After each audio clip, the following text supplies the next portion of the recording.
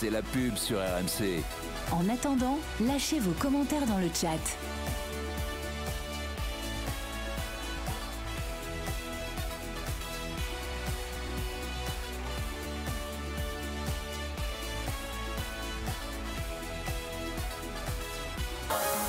Nicolas Jamin. Bonsoir à toutes et à tous, bienvenue dans l'After CAN à Abidjan. Comme hier, nous sommes à l'Institut français de Côte d'Ivoire qu'on remercie encore de nous accueillir. À mes côtés, ce soir sur RMC, Monsieur Robert Malm, international togolais. Salut Roby. Salut Nico, bonjour à toutes et à tous. Ça va, c'est pas trop long les jours sans match? Tu te balades un peu Ouais, on se balade un petit peu, on a le temps de se reposer un peu parce que... ça va être intense dès demain. Ça va être très très intense et puis... tu verras, Aurélien te dira aussi qu'on rencontre pas mal de galères des fois, alors donc c'est bien quand on peut se reposer. T'as fait quoi? Pas à la piscine en plus. Hein, non, il va pas à la piscine, il bosse. Non, il s'enferme dans sa chambre d'hôtel et il fait ses fiches joueur par joueur. On se concentre. Oui, bon. J'ai un peu exagéré quand même, je pense. Hein. T'es aussi allé à Grand Bassam prendre un bain. Je crois savoir. Si je révèle... T'es bien informé. Si je peux révéler un secret. On a entendu Aurélien Tiersin, notre reporter RMC Sport ici en Côte d'Ivoire. Salut Aurélien. Salut à tous. On va se plonger dans les quarts de finale qui débutent donc demain. Nigeria-Angola, République démocratique du Congo-Guinée. On accueillera un membre du staff de la sélection guinéenne. Les Guinéens ont-ils déjà réussi leur CAN et peuvent-ils aller au bout pour la première fois de leur histoire? Comment gérer aussi, la concurrence Guirassy-Bayo? On recevra jusqu'à 1h30 du matin beaucoup d'invités dans l'After CAN, notamment un champion d'Afrique de foot freestyle, ancien de l'académie Jean-Marc Guillou. Et événement, vers 1h15, on recevra ceux qui ont fait ça. Tout le monde connaît ça, même Roby s'est déhanché dessus. Écoutez.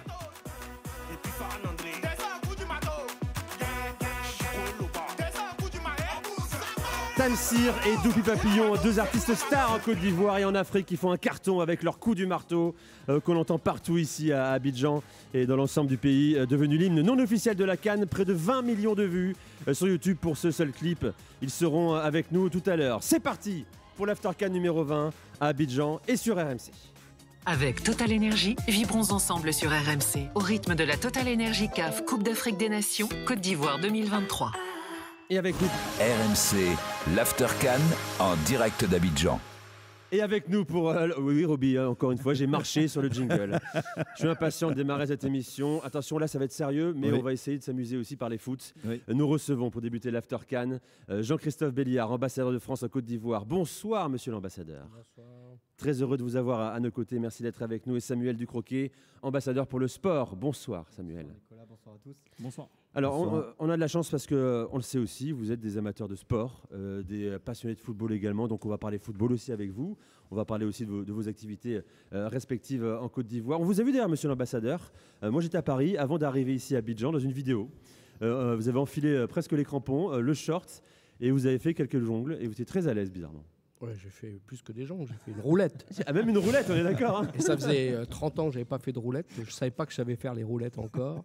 À une époque, je faisais pas mal de roulettes. Et là, c'est passé, quoi. Donc, du premier coup, vous avez dû refaire la prise plusieurs fois? Non, du premier coup. Donc, voilà. Suivi d'une reprise de volée dans la lucarne. Voilà. Donc, tout simplement. Le minimum. Vous avez joué au foot? Ouais, je joue au foot, oui. À quel niveau? Cadet, junior. Ailier droit. Ailier droit plutôt? Ailier droit, ouais. Débordement, centre? Débordement, centre. Je courais assez bien. On piquait à l'intérieur, on frappait parfois? Et puis, ouais, c'est ça. D'accord. Ouais. Vous êtes avec nous, Jean-Christophe Béliard, dans l'After CAN. Vous n'avez apparemment pas eu à forcer pour aller. On n'a pas eu à vous forcer pour aller voir des matchs de la Coupe d'Afrique des Nations, je crois. Hein. Non, mais je suis allé voir les matchs de la Coupe d'Ivoire. Tous les matchs de la Coupe d'Ivoire. Ouais, enfin, sauf Sénégal. Côte d'Ivoire parce que j'étais pas en Côte d'Ivoire là, pendant quelques jours, mais oui, j'ai vu les autres matchs, un engouement délirant ici, et puis la déception contre la Guinée équatoriale, ensuite le miracle, et on voit là que c'est relancé à fond, quoi. Là, les Ivoiriens ils croient dur comme fer. En plus les grosses équipes sont dehors, Sénégal, Égypte, Maroc, donc Algérie, exactement. Ils y croient vraiment là maintenant. Là. Ouais. Bon, vous devez aussi avoir un petit fait pour l'Afrique du Sud, qui est encore là. Hein. Attention à l'Afrique du Sud. Hein. Vous avez vu comment ils plantent le coup franc, là, le deuxième but, fort quand même. Hein, donc, contre le Maroc en plus. Hein. Tout à fait. Vous avez été consul général d'Afrique du Sud.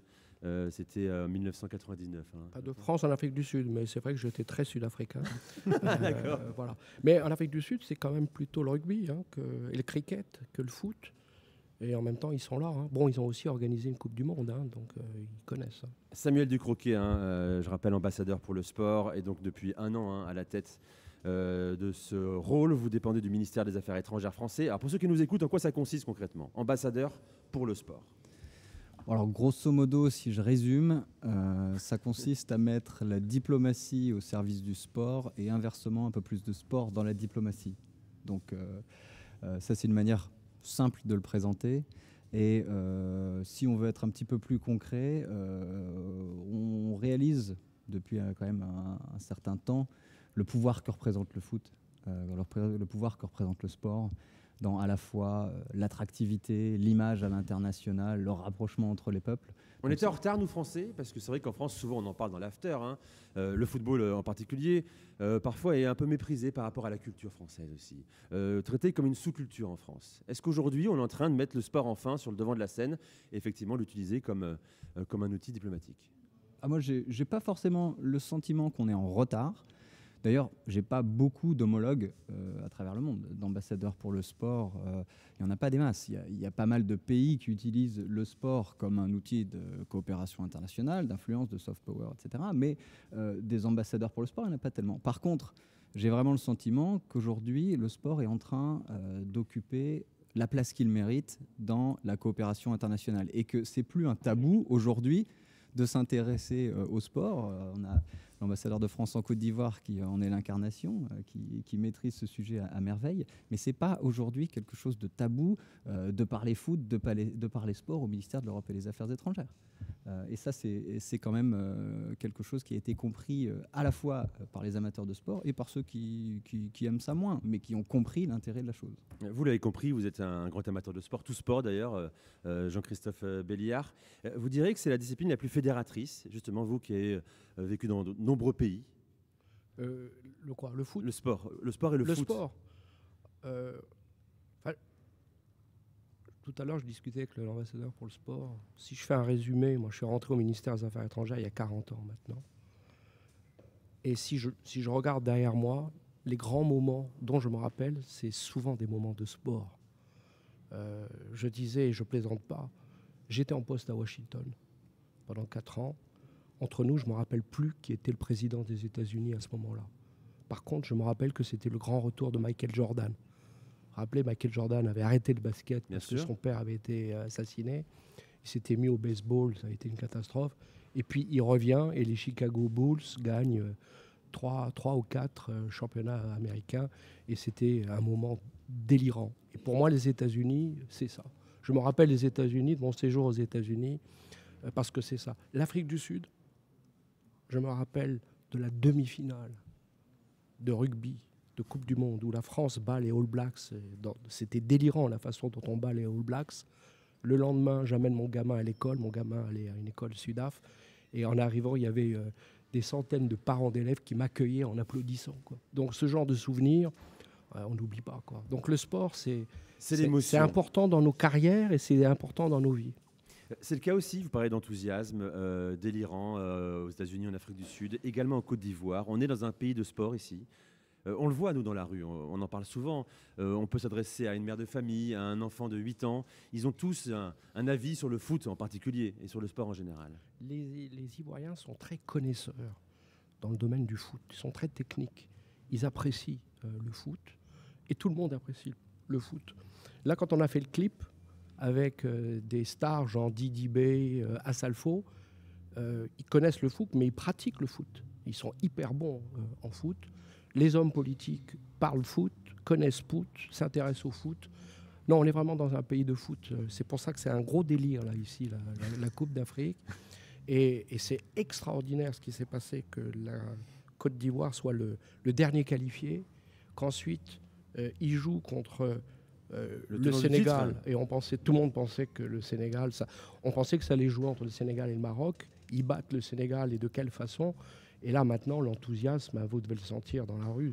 Là, le match contre le Mali, en plus. Le Mali, un aspect politique, géopolitique dans ce qui se passe en ce moment dans la région. Ça va être, et le Mali, ils sont bons. Hein. Je les ai trouvés très bons. Hein. Je les ai trouvés très bons. Hein. Peut-être l'équipe qui a produit le plus beau jeu pour l'instant. Donc c'est pas un fantasme quand on sait que quand on dit que le président Alassane Ouattara a appelé le président français Emmanuel Macron pour faire venir Hervé Renard. Vous avez des infos là-dessus, monsieur l'ambassadeur? Non, j'ai pas d'infos parce que j'étais pas là pendant quelques jours. Je pense pas que vous avez œuvré auprès d'Hervé Renard peut-être, c'est pour ça. Je pense pas que ça se passe à ce niveau-là. Je plaisante. Voilà. Non, mais ça montre les souvenirs qu'a laissé Hervé Renard. Au match auquel j'ai assisté, Renard était dans les tribunes et je voyais... C'est une icône ici.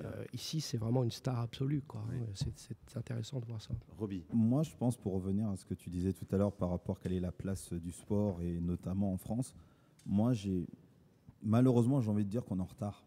Pourquoi? Parce que si on prend nos voisins européens, le sport, dans n'importe quel emploi du temps de quelques garçons ou filles qui soient à l'école, et dedans est important, des fois même occupe une place très importante.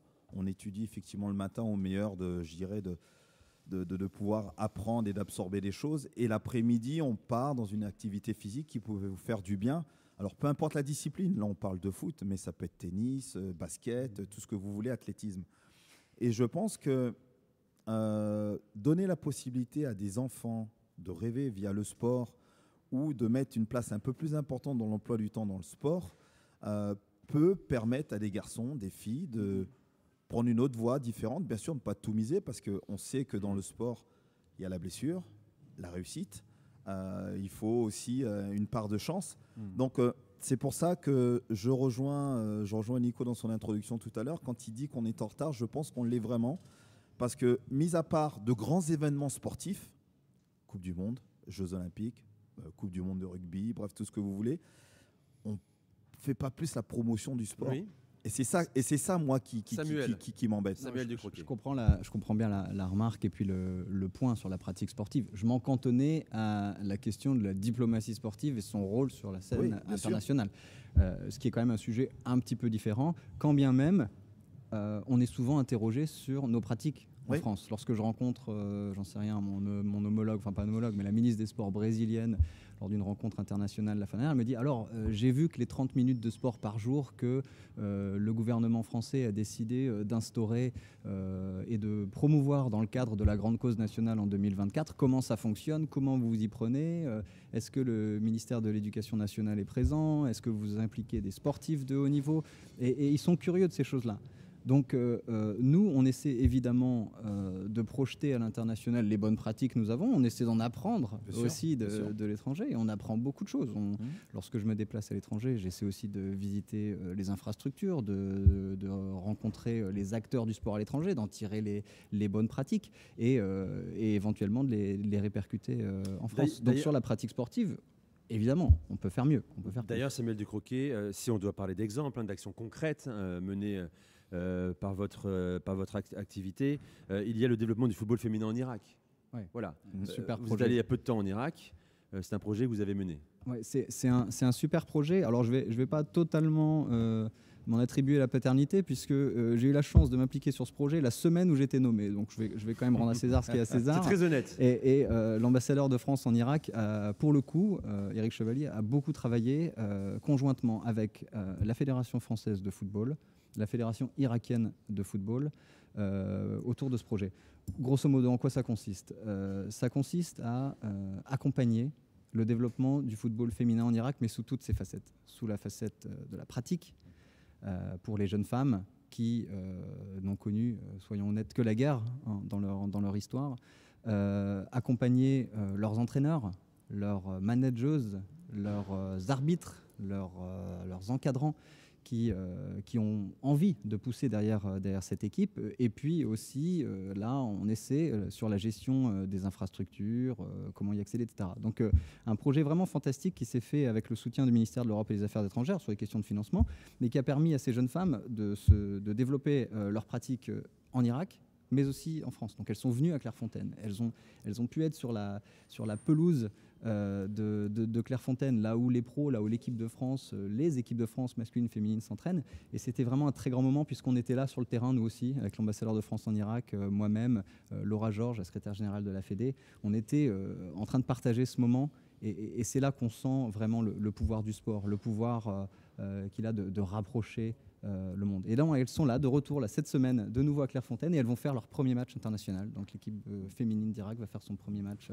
international cette semaine. Tu vois, Nico, ce qui est assez paradoxal, c'est que on dit que, je viens de dire qu'on était un petit peu en retard, mais malgré cela, c'est quand même chez nous en France où on vient, par exemple pour la formation, on vient piquer nos idées, on vient chercher nos éducateurs pour former d'autres éducateurs, que ce soit à l'étranger, par exemple en Irak, comme même les Allemands sont venus voir comment la formation à la française dans le football venait, et les Japonais, et fonctionnait. Et malgré cela, c'est pour ça que je dis, si on arrivait vraiment à donner Toi, tu parles du sport pour tous, ouais, c'est ça que tu veux développer. Le sport pas pour tant tous. la formation du sportif d'élite. Exactement. Et si on mettait vraiment le sport vraiment à la place qu'il mérite, je pense qu'en France 1, on remporterait peut-être un petit peu plus de titres, et pas qu'occasionnellement, et ça, on ne viendrait pas dire que c'est des exploits.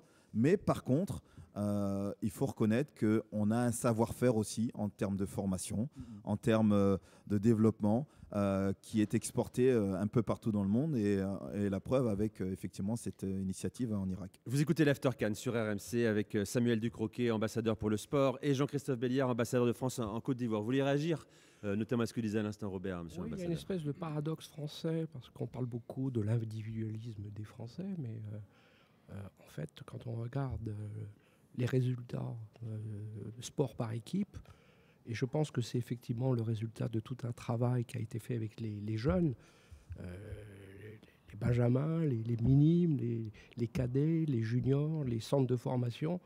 Quand on voit les derniers JO où on est médaille d'or en handball masculin, féminin, médaille d'or en volleyball pour la première fois, en basket. En basket, le seul sport où on n'est pas, c'est le foot. Quand on regarde les 20 dernières années, on gagne 2 Coupes du Monde, on est 2 fois en finale, on perd 2 fois au pénalty. Moi, j'ai souvenir des années 70 où la France gagnait jamais rien. Oui. Et là, la France de la loose à l'époque.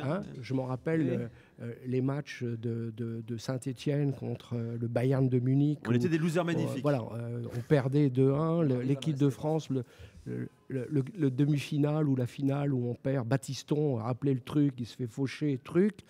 Et là, maintenant, on gagne. On gagne et on gagne.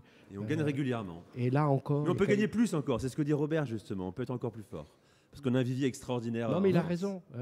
Moi, j'ai donc été en Afrique du Sud. Moi, mon gamin, le matin, il travaillait. Et l'après-midi, en hiver, c'est rugby. Oui. Et en été, c'est cricket. Et on fait que du sport. Et à l'arrivée, les résultats scolaires sont meilleurs parce que les gamins, ils sont bien dans leur tête. Ils sont bien dans leur tête. Tout à fait. Et ça, c'est extrêmement important. Et il faudrait le développer, voilà, encore un peu plus. Il faut miser sur les Jeux Olympiques de Paris aussi, qui arrivent, bien sûr. Il y a beaucoup de profiter de cette dynamique-là. Beaucoup d'initiatives, beaucoup de démarches, d'événements populaires autour des Jeux. Ça n'a pas démarré à 6 mois, c'est aussi un enjeu pour vous. Samuel Ducroquet, dans la diplomatie, vous allez accueillir beaucoup de représentants, tous les représentants du sport mondial, bien sûr. Où se situe l'enjeu justement pour ces Jeux Olympiques? Les réussir dans l'organisation également, dans le partage également des connaissances internationales? Absolument. Nous, on a plusieurs enjeux pour ce qui est au titre du ministère de l'Europe et des Affaires étrangères. Évidemment, on s'inscrit dans un écosystème, on joue collectif. Mais pour ce qui nous concerne plus précisément, on agit sur plusieurs tableaux. Déjà, les obtenir, ces Jeux. On a un peu mis la main à la pâte dans le réseau diplomatique. La candidature de Paris 2024, c'est aussi appuyé sur, certes, les sportifs qui étaient au cœur du projet, mais aussi le réseau diplomatique qui a fait son travail de communication, de promotion, etc. Deuxièmement, pour en faire un atout à l'international, il faut les réussir. Et donc, il faut les livrer, comme on dit dans le jargon. Et pour nous, les enjeux sont d'ordre consulaire. On a 70 000, 100 000 personnes de la famille olympique et paralympique qui vont demander des visas pour venir en France contribuer aux Jeux. On va avoir environ 120 chefs d'État et de gouvernement qui vont venir à Paris pour la cérémonie d'ouverture des Jeux. Je parle que des chefs d'État et de gouvernement, environ 160 ministres des Sports, c'est considérable. Donc sur le plan protocolaire, on a quand même un intérêt assuré. Donc le ministère a un peu d'expérience là-dessus, mais ça fait quand même 100 ans qu'on n'a pas organisé les Jeux, donc on n'a pas beaucoup d'archives. Donc il faut évidemment se mettre en ordre de marche. Troisièmement, ça vous concerne aussi, et vos confrères, la communication internationale. Comment est-ce qu'on travaille ce sujet? Comment est-ce qu'on le promeut, le met à disposition de nos initiatives sport, des journalistes étrangers qui viendront pas que suivre les compétitions, mais faire du mag, faire aussi comme vous le faites ici pour la CAN, tout ce qui se passe autour, tout ce qui peut être intéressant de mettre en avant. Donc voilà, on a tous ces sujets-là. Et puis au-delà de ça, et ça c'est extrêmement important, et je suis sûr qu'en Côte d'Ivoire ça va être le cas également, il faut faire vivre ces Jeux à l'étranger. C'est la devise de Paris 2024, ouvrons grand les Jeux. C'est ce qu'on va essayer de faire nous dans le réseau diplomatique. Comment on va faire? Eh bien, déjà, on a commencé à les faire vivre à tout le monde. On a créé un label, le label Terre de Jeux 2024, qui était initialement pour les collectivités territoriales, et il a été aussi attribué aux ambassades qui le souhaitaient. Donc elles peuvent accéder au programme de Paris 2024, elles pouvaient gagner des dossards pour le marathon pour tous, elles pouvaient participer au programme de volontariat, elles ont même pu accéder à la billetterie des parties prenantes. Donc bref, on essaie de les impliquer et de ne pas donner le sentiment que c'est un événement parisien qui va se tenir que pour les Français, que pour les Parisiens. Oui. Donc on va essayer de s'ouvrir au plus grand nombre. Donc ça c'est un exemple, et puis on espère bien que la fête sera belle pendant les Jeux, avec des retransmissions de la cérémonie d'ouverture qui sera fabuleuse, avec les grandes performances des Françaises et des Français sur les JO et sur les Jeux paralympiques qu'il ne faut pas oublier, auxquels on veut faire vraiment franchir un cap. Merci Samuel Ducroquet, ambassadeur pour le sport. Merci Jean-Christophe Belliard, ambassadeur de France en Côte d'Ivoire. Vous serez à Bouaké pour le quart de finale, Côte d'Ivoire-Mali? J'espère bien, j'ai demandé à y aller, parce que c'est pas simple. Pas simple d'avoir des places, même pour le monsieur l'ambassadeur. C'est pas simple d'avoir des places, mais à chaque fois c'est une bataille, mais on va y arriver. Sinon, je passerai sous les portes, je me débrouillerai. Demandez à Robert Malm, il a dit 10 places par match. C'est une légende ici. Je me ferai passer pour un journaliste de RMC, ça devrait passer. Il ne faudrait pas qu'on ait des problèmes, mais c'est pas si simple, Aurélien, tu peux le confirmer. Merci à vous deux. Merci Samuel Ducroquet, merci Jean-Christophe Belliard. On va se recroiser d'ici la fin de la Coupe d'Afrique des Nations. On espère aussi que le pays hôte ira loin dans cette compétition. Bonne chance aussi au Mali, on va en parler tout à l'heure bien sûr. Dans un instant, l'After CAN RMC, la suite. On va se plonger justement dans le début des quarts de finale. République démocratique Guinée, du Congo Guinée, et avec nos invités guinéens et congolais, les dernières infos. Et surtout la question, quel est votre favori? Merci d'écouter RMC, c'est l'After CAN. A tout de suite. C'est la pub sur RMC. En attendant, lâchez vos commentaires dans le chat.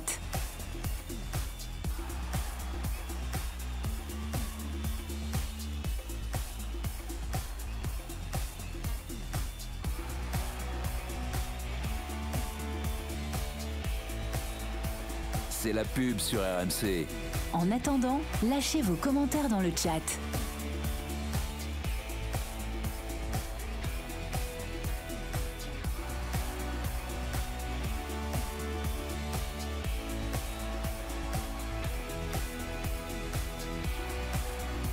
C'est la pub sur RMC. En attendant, lâchez vos commentaires dans le chat.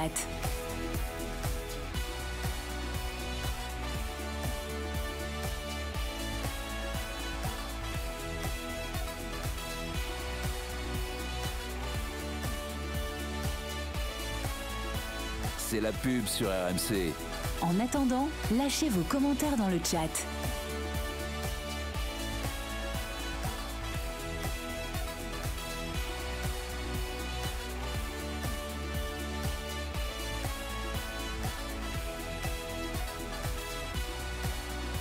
C'est la pub sur RMC. En attendant, lâchez vos commentaires dans le chat.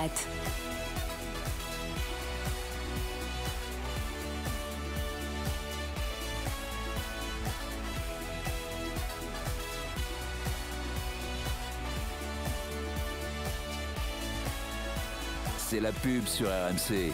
En attendant, lâchez vos commentaires dans le chat.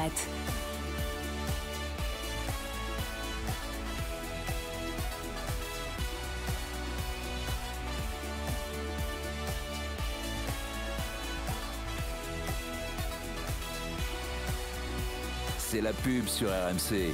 En attendant, lâchez vos commentaires dans le chat. Nicolas Jamin. L'After CAN sur RMC, numéro 20 depuis le début de la Coupe d'Afrique des Nations. On est là ensemble sur RMC. On suit la CAN depuis le début. On sera là jusqu'au bout, jusqu'à la finale, le 12 février prochain, avec Robert Malm qui est avec nous, consultant beIN Sport et RMC Sport, Aurélien Tiersin, reporter RMC Sport. Je vous rappelle, RMC, première radio le soir, de 20h à 1h30 du matin pendant la CAN. Premier podcast de France également. Merci d'être de plus en plus nombreux à nous suivre. Demain, donc, le début des quarts de finale de la Coupe d'Afrique des Nations, République démocratique du Congo face à la Guinée. Coup d'envoi à 21h. J'accueille Amadou Makadji, responsable presse de la sélection guinéenne, ancien journaliste pour le média de foot de référence en Guinée, Foot 224. Salut Makadji. Salut Nico, salut à tout le monde. Heureux de t'accueillir, on te croise partager. tous les jours, puisqu'on partage le même hôtel justement, c'est aussi ça le plaisir de la CAN. On est avec les joueurs, on croise Kaba Diawara, très détendu d'ailleurs Kaba. Il a toujours été joueur ou sélectionneur. C'est ça, dans l'émotion, très expressif, mais en même temps très détendu, c'est ça. Christian Néhémier est avec nous également, journaliste congolais. Bonsoir Christian. Bonsoir. Tu es aussi chargé de la détection et du suivi des athlètes au ministère des Sports de la RDC. C'est de la République du Congo. C'est ça, République démocratique du Congo. Non, la République du Congo. Ah, du Congo, pardon. Du Congo-Brazzaville. Tout à fait. Tu es avec nous également. Vous allez pouvoir prendre tous les deux des infos sur les sélections adverses, les gars, et puis aller les donner après à vos amis et à vos collaborateurs. Alors, comment on se sent avant ce quart de finale? On a dit que c'était un quart de finale extrêmement ouvert. Vous êtes deux équipes qui font plaisir. Il y a la force collective de la Guinée également. Il y a l'efficacité de la RDC. Comment tu te sens, toi, Christian, en ce match? Ça va être un match après-mort à disputer parce qu'on voit déjà le travail de Sébastien Desabre depuis son arrivée en août 2022. Sur 16 matchs, son équipe n'a concédé que 3 défaites. Et en match, les 2 défaites, d'ailleurs, les 2 premières défaites ont été concédées lors des matchs amicaux. Il a dirigé 4 matchs. 4 matchs des éliminatoires de cette Coupe d'Afrique des Nations où il n'a concédé aucune défaite. 1 nul, 3 victoires. Et je pense bien, étant vers la fin de son contrat, qui prend fin en juin 2024, il va chercher coûte et coût à marquer son passage pour un renouvellement et gagner surtout la confiance du peuple quinois. Et pourquoi pas le voir prolonger parce qu'on sent qu'il essaye de mettre en place, il met en place un jeu à la barcelonaise avec l'équipe de la RDC. Ce qui leur manque juste, c'est la finition devant les buts. Oui, on est d'accord sur le jeu à la barcelonaise? Ouais, c'est pas mal. Non, c'est pas mal. Ça dépend quel Barça. Est-ce que c'est le Barça de 2009? Je sais pas. Mais non, celui de Xavi aujourd'hui. Ça joue quand même vraiment pas mal. Non, c'est le Barça de 2009. On sent la RDC. Ils ont aujourd'hui l'envie de faire circuler le ballon. La possession, ils veulent avoir la possession de la balle. Ils réussissent à se créer des passages, sauf que devant les buts, ils ont vraiment du mal à concrétiser. Bon, Makadji, comment tu définirais le style Kaba Diawara avec la Guinée? Déjà, j'espère que cette maladresse va se prolonger demain au match. Je l'ai écrite par mon ami. En fait, le style, si tu veux, la Guinée, nous, on est un peu comme ce qu'il décrit. À la base, la Guinée, c'est une équipe qui aime avoir la possession, un jeu chatoyant, très léché. Il y a eu même des Coupes d'Afrique où on a été éliminé au premier tour, mais parce qu'on avait super bien joué, là c'était le cas de la CAN 2012, on est sorti au premier tour, mais tout le monde l'a célébré parce qu'il y avait une belle génération de Razagui, Ibrahima Traoré, Las Bangoura qui étaient là. Donc nous, on a ça dans notre ADN. Mais maintenant, on est en train de se réinventer. En fait, le style Kaba Diawara, aujourd'hui, c'est d'être plus réaliste. C'est-à-dire que ce n'est pas de rester, si vous voulez, dans cette passion folle du jeu. Il faut que maintenant, on puisse avoir des résultats. C'est pour ça que l'équipe se réinvente. Aujourd'hui, on a un bloc équipe compact, solide. On est plutôt sur du football de transition, récupération haute, récupération rapide, chercher la profondeur avec de la projection des joueurs qui vont sur le côté, à savoir Morgan Guilavogui ou d'autres joueurs rapides qu'on a. Donc, on est plutôt sur un nouveau schéma. Je pense à avoir cette rigueur tactique-là, cette solidité-là. Ne pas forcément chercher à être exceptionnel, mais avoir les résultats, parce qu'à un moment, on s'est dit, c'est bien beau d'avoir la palme d'or du beau jeu, mais si tu ne gagnes pas, je pense qu'à un moment, c'est pas ce qu'on va forcément retenir. C'est ce que tu vois également. On voit beaucoup de discipline dans cette sélection de la Guinée. Énormément. Une vraie structure. Énormément de discipline, une vraie structure. Tactiquement, je disais, ce match face à la Guinée équatoriale qui vous permet aujourd'hui d'être en quart de finale. Alors, pour beaucoup, ça a été peut-être un petit peu ennuyant à regarder la première période. Mais si on cherche vraiment tactiquement à apprendre des choses, on a vu effectivement, je le disais hier, un vrai bloc, un 4-4-2 quand il faut savoir récupérer le ballon, 4-2-3 qu'il faut se projeter vers l'avant. Oui, moi je trouve que tactiquement vous êtes au point. Maintenant, dans certaines transitions, peut-être encore un tout petit peu plus d'application dans l'utilisation du ballon et ne pas confondre vitesse et précipitation. Parce que souvent dans la transition, on a tendance à vouloir faire tout à 100 à l'heure. Oui, il faut le faire à 100 à l'heure, mais il y a des moments, il faut savoir peut-être mettre la touche, voire une touche de plus pour pouvoir éventuellement ralentir à un moment donné le jeu et retrouver cette passe ou cet appel qui pourra faire la différence.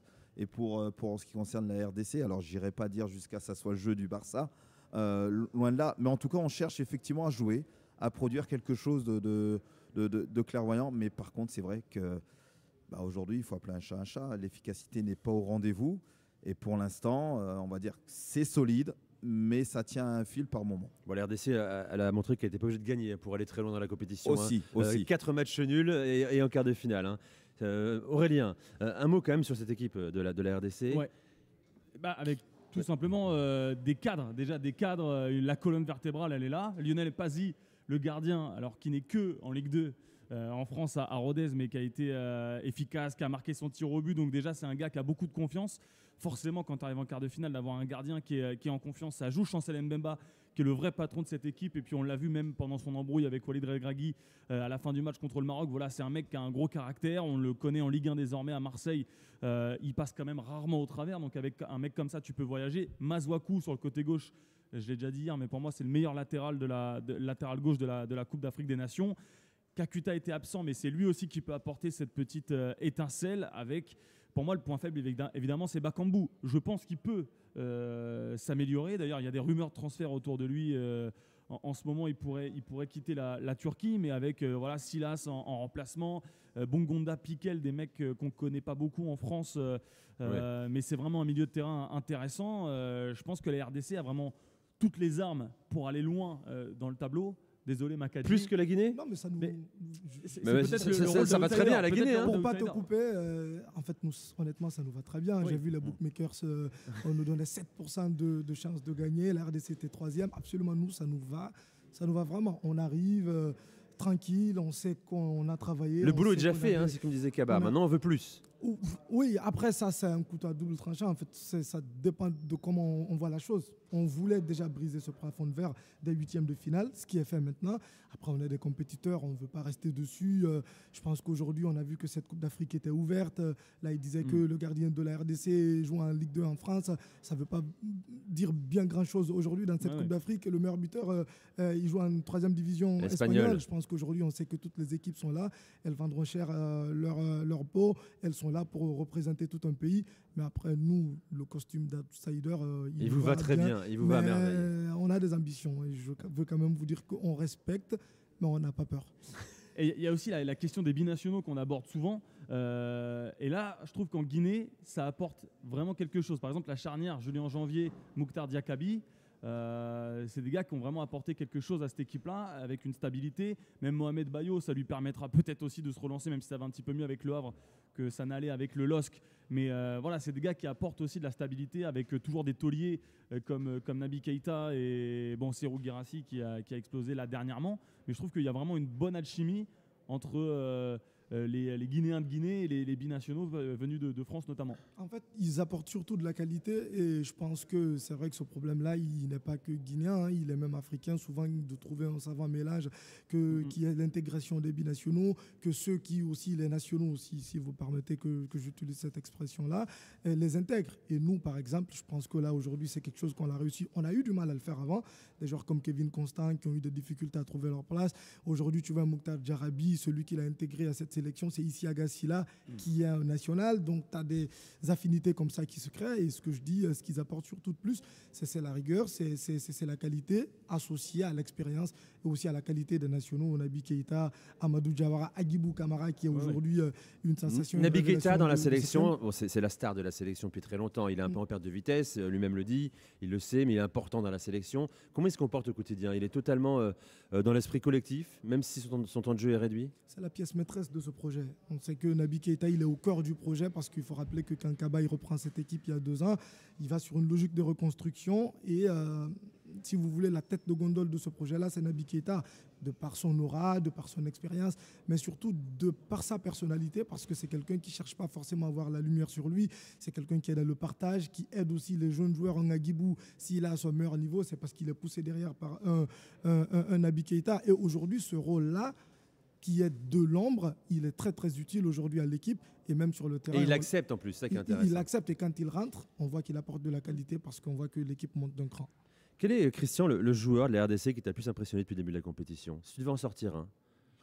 À voir en dehors de leur latéral gauche, comme venait de le dire le collègue, c'est toute l'équipe carrément qui m'a intéressé, qui m'intéresse au fait. Parce que c'est rare depuis des décennies de voir l'équipe de la RDC présenter un jeu comme ça. Certes, les individualités existaient, mais comment fusionner ces individualités en équipe? C'était la grande difficulté que la formation de la RDC a eue. Si l'on regarde aujourd'hui, l'effectif de la RDC n'est pas le plus grand effectif de l'époque de Trésor Mputu, de Loa, de Shabani Nonda. Oui. Mais quand on regarde aujourd'hui cette sélection, ce qu'elle présente est largement meilleur que celle du passé. Mais Mbemba, il représente autant que ce qu'on imagine. C'est le capitaine. Effectivement, Porto, son autorité, il arrive à motiver. C'est le poumon en fait de cette équipe. Il motive. Il joue carrément le rôle de gardien du gardien du temple sur l'aire de jeu. Il réussit à motiver ses partenaires, à les pousser, à aller vers l'avant. Et déjà, étant un grand anticipeur, il joue un rôle crucial dans la défense de la RDC. On a fait le débat. C'est un débat aussi, un casse-tête pour Kaba Diawara, Makadji. Devant, on fait quoi? On en a parlé hier avec Robert, on en a parlé avec Aurélien. Guirassy ou Bayo? Guirassy et Bayo. Lequel? Comment on fait? Est-ce que tu peux... T'as l'info, j'imagine. Tu connais la compo déjà, non? Non. On a une dernière séance d'entraînement. Nico, je peux pas. Qu'est-ce que t'en penses, toi? Après, tu as le droit de dire ce que tu en penses ou pas? Ouais, je peux me prononcer dessus. Je pense que c'est un problème de riche, mais je pense qu'aujourd'hui, c'est un problème souhaité. Et regardez l'Argentine sur la dernière Coupe du Monde, elle démarre avec Lautaro Martinez, mais c'est un autre joueur qui flambe finalement, qui va au bout. Le joueur de Manchester City, Julian Alvarez, qui fait un gros tournoi. Donc je pense que c'est un luxe qu'on a aujourd'hui de pouvoir composer avec l'un ou l'autre ou avec les deux. Alors je ne dirais pas comment ça va se passer demain, ça c'est sûr, mais je pense que Guirassy, malheureusement, il a eu cette blessure face au Nigeria, parce qu'on a joué un match amical à Abu Dhabi. Il était titulaire sur ce match-là, et cette blessure-là l'a un peu pénalisé, je pense, parce qu'entre-temps, Momo Bayo, qui est là, hein, qui travaille, qui est un gros bosseur, qui a des qualités athlétiques, qui est aussi un très très bon attaquant, eh ben, il a joué, il a performé, et c'est deux personnes aussi qui s'entendent énormément bien.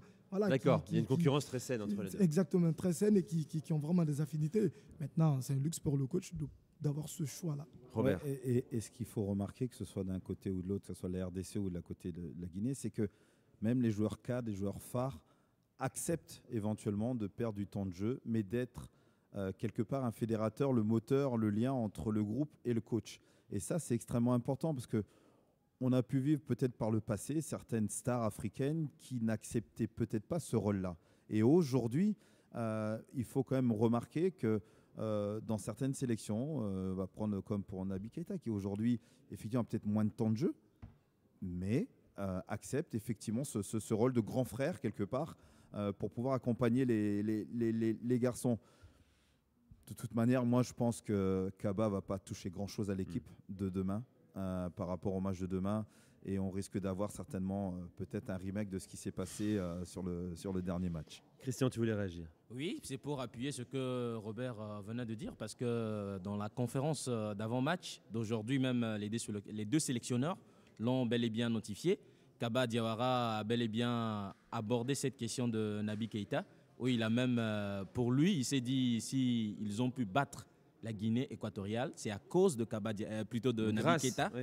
Grâce à Naby Keita, une fois rentré, son expérience, le monopole du ballon a permis à ce que son équipe puisse mettre davantage de la pression, croire jusqu'au fond, jusqu'à obtenir ce but à la 8e minute du temps additionnel. De son côté, Sébastien Desabre aussi, sur le rôle, puisque les gens se plaignent, les confrères de la RDC se plaignent de la présence de Cédric Bakambu dans son attaque. Il a eu à dire qu'il sait pourquoi il le met, même si ça ne marche pas. Il ne marque pas, mais quand même, il a un rôle capital. Il permet d'épuiser. Il épuise d'abord l'équipe adverse et facilite la tâche maintenant aux rentrants. Christian, merci d'être venu dans l'After CAN. C'était un plaisir de t'accueillir également. Merci à toi, Makadji. Tiens, petite info quand même, petite question concernant l'état de santé de Abdoulaye Touré et de Moriba. Ils étaient forfaits pour le 8e de finale. Ils vont revenir a priori? Ouais, je pense qu'Abdoulaye Touré, il est prêt. Là, il sera, je pense, dans le groupe demain. Moriba, ça risque d'être un peu plus compliqué. Moriba d'ailleurs qui est revenu ce soir, qui a rejoint le groupe, puisqu'il a eu l'autorisation de partir 2 jours en Espagne. Merci beaucoup, Makadji. On te souhaite le meilleur, évidemment, pour ce match demain. On sait ce que ça représente pour le peuple guinéen. On a vu des images folles après la qualification pour les quarts de finale. On vous souhaite de passer aussi en demi-finale. Merci beaucoup. C'est un plaisir de t'accueillir. C'est aussi ça, la CAN. On peut avoir le responsable presse en veille de quarts de finale. Merci. Merci Nico, merci à tout le monde, c'est un plaisir. On mesure notre chance. Merci. Bonne soirée à toi, bon entraînement. Là, tu files à l'entraînement avec Kaba Diawara. Dans un instant, l'autre quart de finale, Angola-Nigeria. Et Pierre Issa, que je crois, Roby connaît bien, sera avec nous pour nous dire ce qu'il pense de la sélection sud-africaine avec le duel face au Cap-Vert. Vous écoutez l'After CAN RMC à l'Institut français de Côte d'Ivoire. A tout de suite. C'est la pub sur RMC. En attendant, lâchez vos commentaires dans le chat.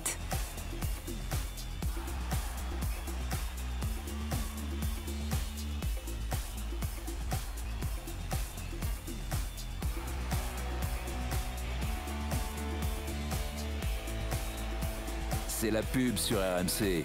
En attendant, lâchez vos commentaires dans le chat.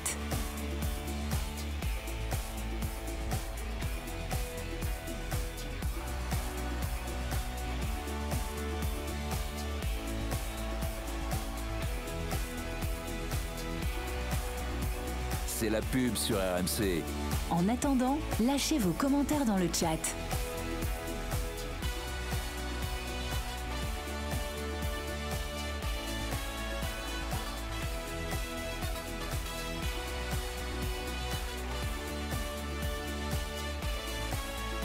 C'est la pub sur RMC. En attendant, lâchez vos commentaires dans le chat.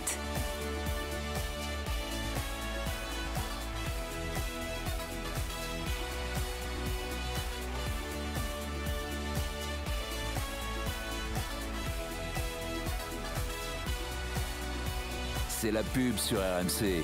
En attendant, lâchez vos commentaires dans le chat.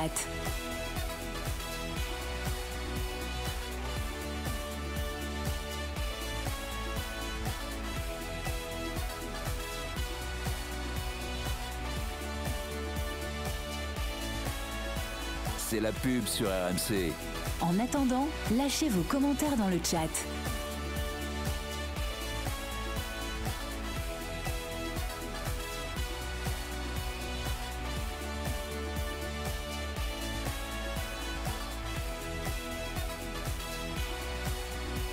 C'est la pub sur RMC. En attendant, lâchez vos commentaires dans le chat.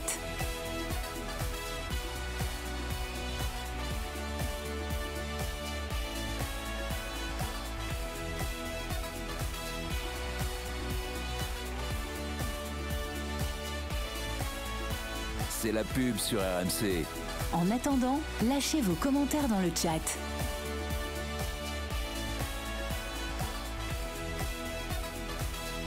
À l'Institut français de Côte d'Ivoire, merci d'être avec nous sur RMC en fin de soirée. On est là depuis le début, on sera là jusqu'au bout avec Robert Malm, consultant BeIN Sport, RMC Sport et Aurélien Tiersin. Alors, autre quart de finale de la CAN, demain 18h, Nigeria, Angola, au stade Félix Houphouët-Boigny à Abidjan. Robert, les Nigérians impeccables pour l'instant qui vont passer au révélateur de l'équipe qu'on peut qualifier, que moi je qualifie de plus rafraîchissante de cette Coupe d'Afrique des Nations pour l'instant, l'Angola.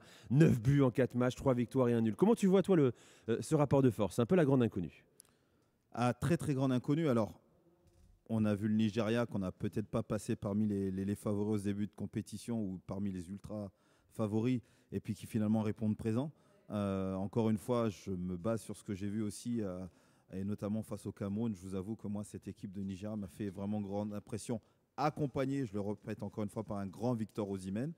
Et puis l'Angola, tu dis, c'est cette fraîcheur. Et c'est un match qui va être compliqué à pronostiquer. Parce que même quand elle est sous pression, cette équipe angolaise, elle est capable de ne pas paniquer, de continuer. Et même si elle est menée au score, vous avez pu le voir aussi face, je crois que c'est l'Algérie, je crois, où effectivement elle est menée. Il y a un deuxième but, refusé pour une position de hors-jeu, mais elle a continué. C'était peut-être pas spectaculaire, mais en tout cas, elle a su garder son calme, pas s'énerver, alors que certaines équipes auraient pu perdre les pédales et s'incliner lourdement. Donc, même si on pense qu'à un moment le Nigeria peut prendre le dessus, attention à cette équipe angolaise, notamment avec Mabouloulou qui est devant et qui est capable de marquer aussi à tout moment. Il y a énormément de qualité dans l'équipe du Nigeria, on ne va pas se le cacher non plus, qui est sur le papier largement dessus. Maintenant, sur un match, un quart de finale, la gestion des émotions, je parlais plus pour l'Angola que pour le Nigeria. Donc, sincèrement, ça peut être très serré et j'ai peur qu'elle soit un peu fermée cette partie. J'ai peur qu'elle soit un petit peu... parce que c'est le Nigeria qui va décider de toute façon. Exactement. C'est la meilleure défense de la CAN, 3 clean sheets, un but encaissé en 4 matchs. L'impression visuelle, surtout au-delà même des stats, l'impression visuelle, c'est que c'est impossible de s'approcher du gardien. D'ailleurs, il s'était blessé, le gardien titulaire, lors du 8e de finale. Mais Francis Uzuo, c'était l'ancien titulaire, donc il a aussi de l'expérience. Il a plus d'une trentaine de sélections. Tout à fait. Donc à la rigueur, je me fais pas de soucis pour lui. Et on en a parlé, notamment Calvin Bassey. Hier, on a fait les meilleurs joueurs de la CAN. J'ai cité Alexis Wobi, mais j'aurais pu dire Calvin Bassey. De Fulham. Qui joue aussi à Fulham, qui est hyper costaud. Trostekong, il est là depuis un moment, mais lui aussi, il est hyper solo. Sanoussi, Ali Oina, le latéral droit qui va très bien aussi, Aina. Voilà, c'est une équipe hyper solide. De l'autre côté, l'Angola, mine de rien, ils n'ont jamais dépassé les quarts de finale de la CAN dans leur histoire et ça remonte à 2008-2010. C'est ça peut jouer là aussi en fait. Sur l'émotion d'un quart de finale de Coupe d'Afrique des Nations, le Nigeria est rompu à l'exercice, évidemment, on le sait. Ça va jouer sur l'appréhension de l'événement peut-être. Exactement. Mais oui, mais elle est fraîche, elle a l'air insouciante cette équipe. Ils prennent un kiff énorme à jouer entre eux, à jouer ensemble. Si elle garde cette insouciance et qu'elle ne commet pas trop d'erreurs sur le plan tactique, qu'elle empêche aussi le Nigeria de pouvoir aussi se projeter comme le Nigeria est capable de le faire, oui, ça peut donner une belle rencontre. Et encore une fois, Aurélien a raison. C'est le Nigeria qui a le tempo, qui va savoir soit il laisse le ballon adversaire pour mieux contrer et sortir comme ils ont été capables de le faire, ou de garder le ballon. On parle d'énormément de joueurs. Moses Simons aussi est capable aussi à un moment donné de pouvoir apporter aussi son petit grain de folie sur le plan offensif. On est un tout petit peu déçu par rapport à Chukwueze, par rapport à ce qu'il est capable d'apporter, parce qu'il ne débute pas le premier match. Il fait les 2 suivants, mais finalement c'est Simon qui rejoue face au Cameroun. Donc il y a énormément d'armes du côté du Nigeria. Maintenant, il faut savoir tout simplement bien les utiliser, et cette équipe angolaise bien la manœuvrer aussi. C'est Terem Mofik pour l'instant qu'on n'a pas trop vu dans cette CAN. Pour l'instant, il est venu faire le nombre. Il est arrivé après la blessure de. Oui. On l'a en tête. Ça va nous revenir. Victor Boniface, évidemment. Victor Alors, duel d'attaquants, bien sûr. D'un côté, la star Victor Osimhen. Un but, j'allais dire seulement, mais on a parlé hier de tout ce qu'il apporte dans son travail de harcèlement offensif. Quand tu as le souffle d'Osimhen dans la nuque, là, côté défenseur, ça fait flipper. Et de l'autre, la révélation, Gelson Dalla. 4 buts pour l'instant dans la CAN, deuxième meilleur buteur. Pour l'instant, c'est vrai que c'est la révélation qui a crevé l'écran. Beaucoup le découvrent là. C'est un élément qui joue au Qatar. Oui, exactement. Il a 27 ans. D'ailleurs, il a terminé 3e meilleur buteur de la Qatar Star League l'année dernière. Bon, il est là depuis un peu plus de 2 saisons désormais au Qatar. Il a quand même marqué 31 buts sur ces 2 saisons et il explose à 27-28 ans parce qu'avant, il avait déjà tout explosé, pour reprendre le terme, en Angola au début des années 2010. Il a signé rapidement, comme beaucoup d'Angolais, dans le championnat portugais. D'abord repéré par le Benfica Lisbonne, puis finalement c'est au Sporting qui va signer. Là, c'est un peu plus compliqué pour lui. On voit qu'il a beaucoup de potentiel. Là, j'ai des amis journalistes portugais qui me disaient beaucoup de potentiel. On le voyait, c'était évident, mais il n'a jamais passé la vitesse supérieure. Il a surtout joué en équipe réserve.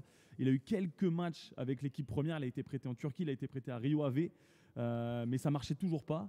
Et puis finalement, c'est en allant dans le Golfe qui s'est éclaté à Al-Wakra. Voilà, donc 31 buts en 2 saisons. C'est vraiment l'attaquant numéro 1 de l'Angola. C'est une vraie question, Robert. Est-ce qu'on est là face à un joueur de compétition internationale, type Coupe d'Afrique des Nations, bien sûr, puisqu'on parle de ça, ou est-ce que tu lui vois des carences qui l'empêcheraient un jour de revenir en Europe, peut-être? Parce que là, il crève l'écran. Il y a tout. Il y a vitesse, il y a efficacité. C'est ce qui est assez paradoxal avec certains joueurs. On a l'impression que des fois, en club, c'est compliqué. Puis quand ils sont en sélection, ils retrouvent soit une seconde jeunesse, soit ils arrivent à éclater. Et Tout dépend du contexte dans lequel aussi il se trouve et avec les joueurs aussi avec lesquels ils sont entourés. Maintenant, tu as dit 27, c'est ça, hein, 27. C'est peut-être un peu tard. Non, c'est peut-être la maturité, justement. Alors souvent, pour les attaquants, on dit que voilà, entre 27 et 30, voire un tout petit peu plus, c'est là où on est peut-être le plus efficace. Avant, on est encore un peu chien fou, on fait un peu les efforts un peu à droite et à gauche. Et puis, on n'a peut-être pas encore voilà, toutes les ficelles du métier d'attaquant pour pouvoir exploser au plus haut niveau. Est-ce que cette CAN va lui permettre justement de lever les doutes sur lui et de peut-être retrouver un club en Europe ou autre part, peut-être un peu plus huppé? On verra d'ici la fin de cette CAN. En tout cas, ce qu'il est en train de nous produire là est tout simplement remarquable. Et c'est là où on peut se poser des questions. Pourquoi il ne l'a pas pu le faire avant? On n'oublie pas Mabouloulou également, qui a 3 buts, hein, deuxième meilleur buteur de la sélection angolaise, qui lui joue en Égypte, hein, à Alexandrie. Exactement. Et lui d'ailleurs, juste sa coiffure et sa manière de célébrer les buts, c'est Bafé Gomis, mais c'est Salif Keita. Mais lui, il a galéré. En fait, c'est le successeur de Gelson Dalla. Il a 31 ans déjà. À Primeiro de Agosto, un club angolais. En fait, et lui, il a mis 5 ans entre sa première et sa deuxième sélection. Donc en fait, il explose depuis vraiment peu de temps. Il est arrivé en 2013. Il est arrivé en 2013 au sein de la sélection angolaise. Dans un instant, Afrique du Sud Cap-Vert, ça c'est le quart de finale de samedi. Ce sera juste avant celui qui est tant attendu ici en Côte d'Ivoire entre les éléphants et le Mali. Vous restez avec nous dans un instant, notre invité Pierre Issa. 47 sélections avec les Bafana. Bafana sera avec nous, ancien joueur de Ligue 1 de Marseille et tiens de Dunkerque aussi. Ne l'oublions pas. Restez avec nous, ça fait plaisir à Robert Malm et avec Aurélien Tiersin. Vous écoutez RMC à l'Institut français de Côte d'Ivoire. A tout de suite, c'est l'After CAN. C'est la pub sur RMC. En attendant, lâchez vos commentaires dans le chat.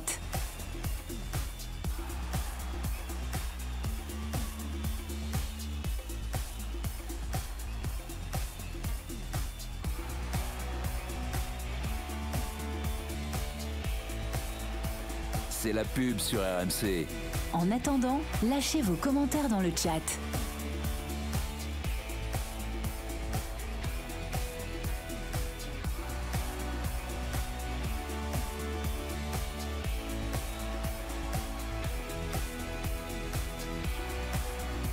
C'est la pub sur RMC.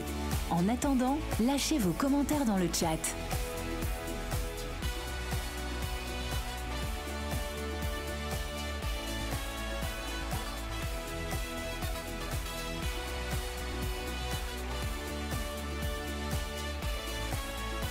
C'est la pub sur RMC.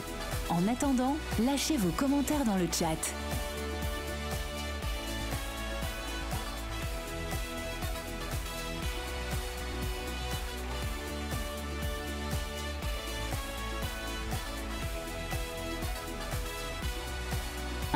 À l'Institut français de Côte d'Ivoire avec Robert Malm, avec Aurélien Tiersin. On est ensemble jusqu'à 1h30 du matin. RMC qui vous accompagne depuis le début de la compétition.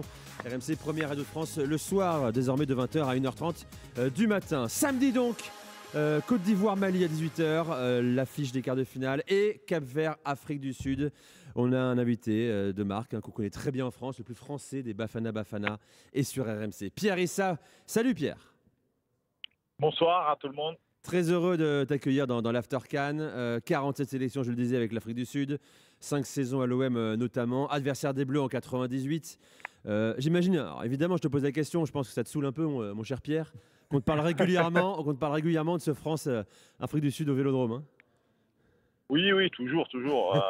Ça fait partie de mon histoire, du parcours. Et oui, c'est vrai que de temps en temps, on en reparle, mais ça fait bien longtemps déjà. Ah bah ouais, ça fait déjà 26 ans maintenant. En tout cas, tu es au patrimoine du football français également, mon cher Pierre.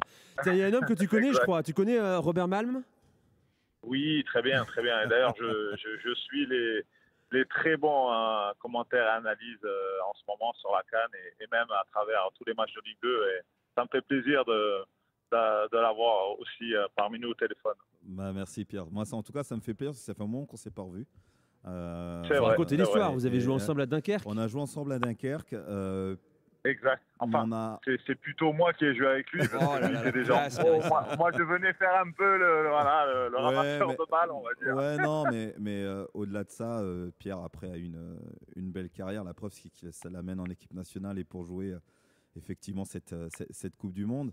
Mais je me souviens d'un Pierre Issa, encore jeune à l'époque à Dunkerque, défenseur central, dur sur l'homme, mais toujours correct. Et moi, j'en garde un bon souvenir parce qu'on a fait aussi, alors à l'époque, les pros avaient droit de jouer avec l'équipe réserve.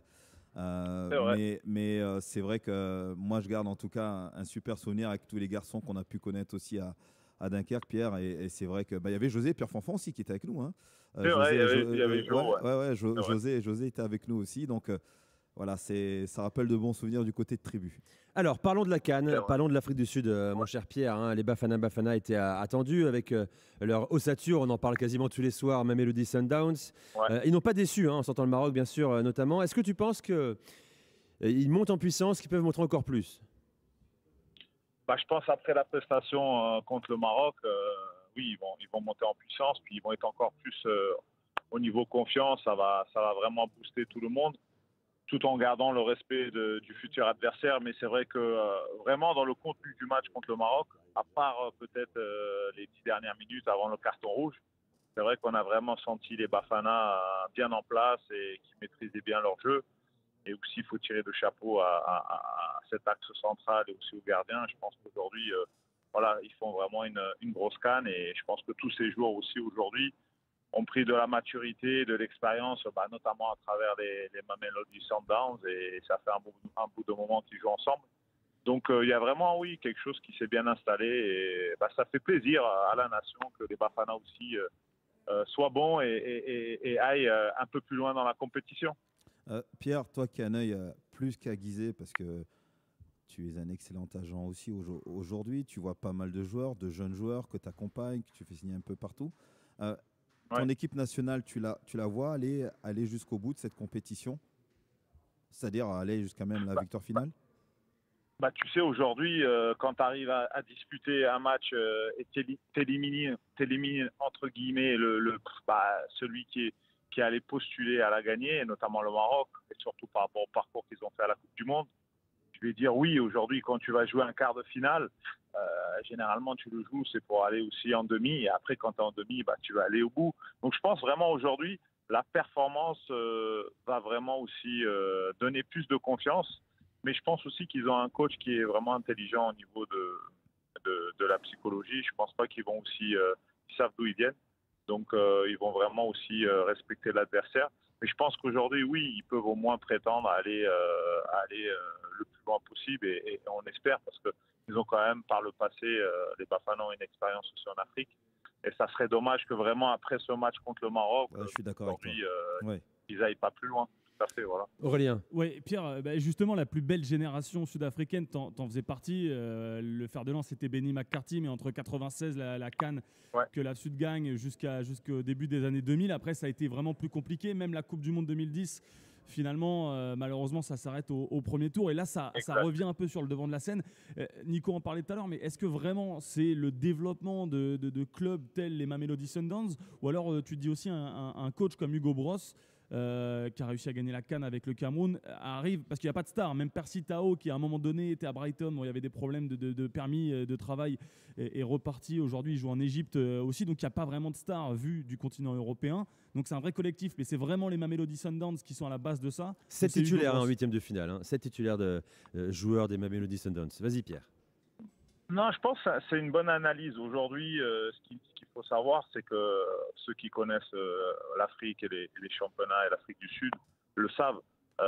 Aujourd'hui, le Mamelody Sundowns, on va dire, c'est comme un des plus grands clubs européens parce qu'ils ont les installations, ils ont un stade. Le championnat au niveau local, il est très élevé avec les Orlando Pirates, avec les Kaizer Chiefs. Donc, quand on a quand même 7 joueurs qui jouent quasi tous les week-ends ensemble, et qui quand même arrive aussi à jouer contre les grandes équipes aussi en Afrique, que ce soit l'Égypte ou le Maroc ou l'Algérie. Je pense qu'aujourd'hui, oui, il y a une certaine génération qui est en place et qui arrive vraiment à porter l'équipe nationale à travers le club. Et je pense que oui, aujourd'hui, le coach aussi qui a l'habitude du continent africain, il est revenu. Ça a été dur au départ. On se rappelle notamment les matchs amicaux aussi contre l'équipe de France ou autre. Mais je pense qu'aujourd'hui, vraiment, cette équipe arrive à en faire vraiment une équipe difficile à jouer. On l'a très bien vu contre le Maroc, où vraiment, ça a continué avec les surprises qu'il y a à cette CAN. Et c'est vrai que l'Afrique du Sud, dans le jeu, moi, c'est là où j'étais surpris, c'est que je m'attendais à ce qu'ils souffrent beaucoup plus dans le jeu, notamment le jeu qu'on connaît du Maroc, à la possession de balle, aussi les transitions et les attaques, notamment les dédoublements sur les côtés. Et vraiment, on a vu que l'Afrique du Sud, finalement, était en place derrière. Oui. Et très rapidement, ils arrivaient à se projeter vers l'avant et à être dangereux. Et je pense qu'aujourd'hui, l'Afrique du Sud, a fait un bond, mais aussi grâce, bien sûr, au championnat local et au Mamelodi Sundowns. Alors, il y a peut-être un petit bémol dans cette sélection sud-africaine, c'est la profondeur de banc. On utilise beaucoup les joueurs de Mamelodi Sundowns. Oui. Ils jouent tous les matchs. L'équipe, elle est construite entre 11 et 12 joueurs à chaque match depuis le début de la CAN. Est-ce que ça peut être un souci quand on connaît bien sûr les conditions ici? Il fait extrêmement chaud, il fait lourd, même si ces joueurs connaissent très bien le continent africain, Pierre. Oui, alors là, on parlerait d'autres joueurs. Je dirais oui. Aujourd'hui, l'Afrique du Sud a l'habitude aussi, et les joueurs sud-africains, ils ont l'habitude de jouer avec ces chaleurs-là. Mais je pense qu'aujourd'hui aussi, quand on va se préparer pour un quart de finale, la fatigue, elle n'y est pas. Et je pense aussi pour la plupart des coachs, ou même Robert aussi qui a été joueur, et même nous aujourd'hui, quand tu as une équipe de 11 qui gagne les matchs et qui joue bien, Oui. généralement le coach ne va pas les changer. C'est plutôt un confort aussi. Donc en on plus, change, quoi. comme on dit, on ne change pas une équipe qui gagne. C'est ça. Donc aujourd'hui, je pense que voilà, il y a un gros travail sur la récupération, mais je pense qu'au niveau physique, je pense qu'ils seront, ça ne va pas les pénaliser, bien au contraire. Je les ai sentis vraiment physiquement, même à la fin, aller encore plus vite dans les accélérations, notamment dans les 30 dernières minutes. Et après, c'est vrai que le carton rouge a changé les choses, mais je les ai trouvés plutôt assez bien physiquement. C'est quoi, Pierre, les ambitions vues du pays? Parce qu'évidemment, on l'a dit, le rugby, c'est le sport national, champion du monde en titre, malheureusement pour nous, Français, il y a quelques semaines. Mais cette équipe sud-africaine, on se dit, on est obligé de rouler sur le Cap-Vert parce qu'on a d'un côté 60 millions d'habitants, si je ne dis pas de bêtises, et de l'autre côté 600 000 habitants. Ou alors, là, on se méfie du petit pays parce que finalement, le foot en Afrique du Sud, ça fait un moment que ça tangue un peu. Voilà. Non, à défaut, oui. Généralement, je dirais aujourd'hui, l'Afrique du Sud contre le Cap-Vert, l'Afrique du Sud doit gagner et va gagner. Mais aujourd'hui, à travers ce qui se passe, notamment dans cette CAN, je pense qu'on ne va pas du tout se dire la même chose. On va dire oui, on peut battre cette équipe-là, mais il va falloir vraiment faire un gros match et vraiment respecter l'adversaire sans les prendre de haut. Mais c'est vrai qu'aujourd'hui, oui, ça a donné vraiment un boost au niveau du pays parce que ça fait un moment que l'équipe des Bafana, on n'arrivait pas trop à enchaîner les résultats ou même à participer à la dernière CAN. Donc aujourd'hui, oui, tout le monde est derrière eux et tout le monde aussi commence à y croire en se disant que oui, à travers les équipes qui restent, je pense qu'aujourd'hui, honnêtement, Robert peut peut-être le confirmer, je pense qu'aujourd'hui, de toutes ces équipes-là, c'est la Côte d'Ivoire, on va dire, qui est plutôt le dernier favori aujourd'hui. Ah, il n'est pas d'accord avec toi. Il n'est pas d'accord avec toi, Robert. Alors. Même s'ils sont passés dans un moment difficile, mais c'est vrai que quand j'ai vu le match de la Côte d'Ivoire contre le Sénégal, on peut se dire, la Côte d'Ivoire sont de nouveau présents et en un match, on réussit quand même à changer beaucoup de choses. Alors, c'est vrai, sur le fond, que tu as raison, Pierre. Je te rejoins là-dessus. Mais t'es pas d'accord. Débat Robert Pierre Issa. Mais moi, après, sur les forces en présence, sincèrement, moi, je mets le Nigeria devant par rapport à ce qu'ils nous ont montré. Faut pas oublier aussi que voilà, il y a une certaine force aussi collective aussi du côté du Nigeria qu'on n'a pas retrouvé du côté de la Côte d'Ivoire. La Côte d'Ivoire, elle se met à jouer sa CAN depuis le match du Sénégal. Et c'est vrai que c'est pour ça que je disais hier, c'est cette Côte d'Ivoire-là que tous les supporters ivoiriens auraient voulu voir dès le départ. Alors oui, il y a eu la pression, effectivement, dire du pays et tout ce qui va avec. Maintenant que tout ça est passé, comme tu l'as dit, Pierre, fort justement, ils sont passés par la petite porte. Aujourd'hui, ils ne peuvent faire qu'une chose, c'est effectivement d'avancer, d'aller, pourquoi pas, aller au bout. Pierre Issa est avec nous dans l'After CAN RMC. Pierre, merci beaucoup d'être venu sur RMC. Tiens, qu'est-ce qui t'occupe aujourd'hui? Dans quel pays? T'es en Grèce? T'es où? Alors, je suis à Paris et d'ailleurs, je passe un petit coup à Robert parce que je serai au match de Dunkerque. Comme j'ai un petit jeune qui joue à Dunkerque, donc je vais aller voir Dunkerque. Dunkerque Saint-Étienne, ouais. Ça veut dire quoi? J'ai un petit jeune. T'es devenu agent, Pierre? Ouais, je suis T'es agent agent, c'est depuis, ça depuis pas mal de temps. Ouais, exactement. Depuis pas mal de temps. Donc, je vais aller voir, je vais retourner au stade. Et d'ailleurs, ils l'ont bien fait. Donc, Ils l'ont bien on va aller suivre ce a rien match à voir, contre hein. Saint-Etienne. Ça va être passionnant. Ça n'a rien à voir le stade qu'on a connu, nous, avec les tribunes bleu ciel, la piste bleue qui t'éblouissait les yeux. Ils ont bien bossé. Ils ont bien bossé. Ils ont fait un vrai joli petit stade. Et puis n'hésite pas à faire un crochet par RMC quand tu es à Paris, Pierre. On t'accueille volontiers en studio. N'hésite pas. C'était un plaisir de t'avoir. Merci. Pierre, très vite. Pierre, je prendrai tes coordonnées en antenne aux copains et puis on essaie de se capter si tu es sur Paris. Ok? Top. Allez, merci. Bonne soirée, Pierre. Bonne soirée. Dans un instant, la suite de l'After Can à l'Institut français de Côte d'Ivoire. On accueille un homme très connu ici en Côte d'Ivoire, fierté nationale, 2 fois champion d'Afrique de football freestyle et ancien de l'académie. Jean-Marc Guillou Titiconé sera avec nous dans quelques secondes. Et puis n'oubliez pas, dans 15 minutes, un homme qui fait un carton ici avec le coup du marteau, Tamsir, sera dans l'After Can. Et oui, c'est un événement ici à Abidjan et en Côte d'Ivoire. Reste avec nous, la suite, toujours l'After Can sur RMC. C'est la pub sur RMC.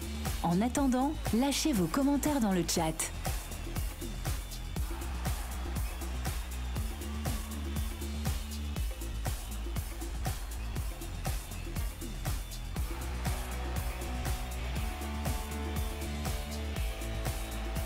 C'est la pub sur RMC. En attendant, lâchez vos commentaires dans le chat.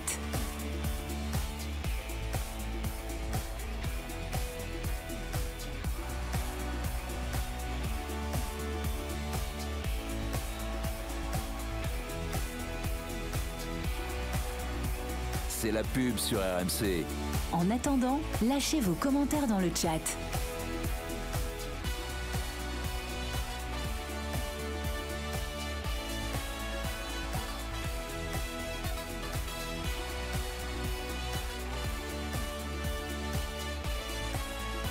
C'est la pub sur RMC. En attendant, lâchez vos commentaires dans le chat.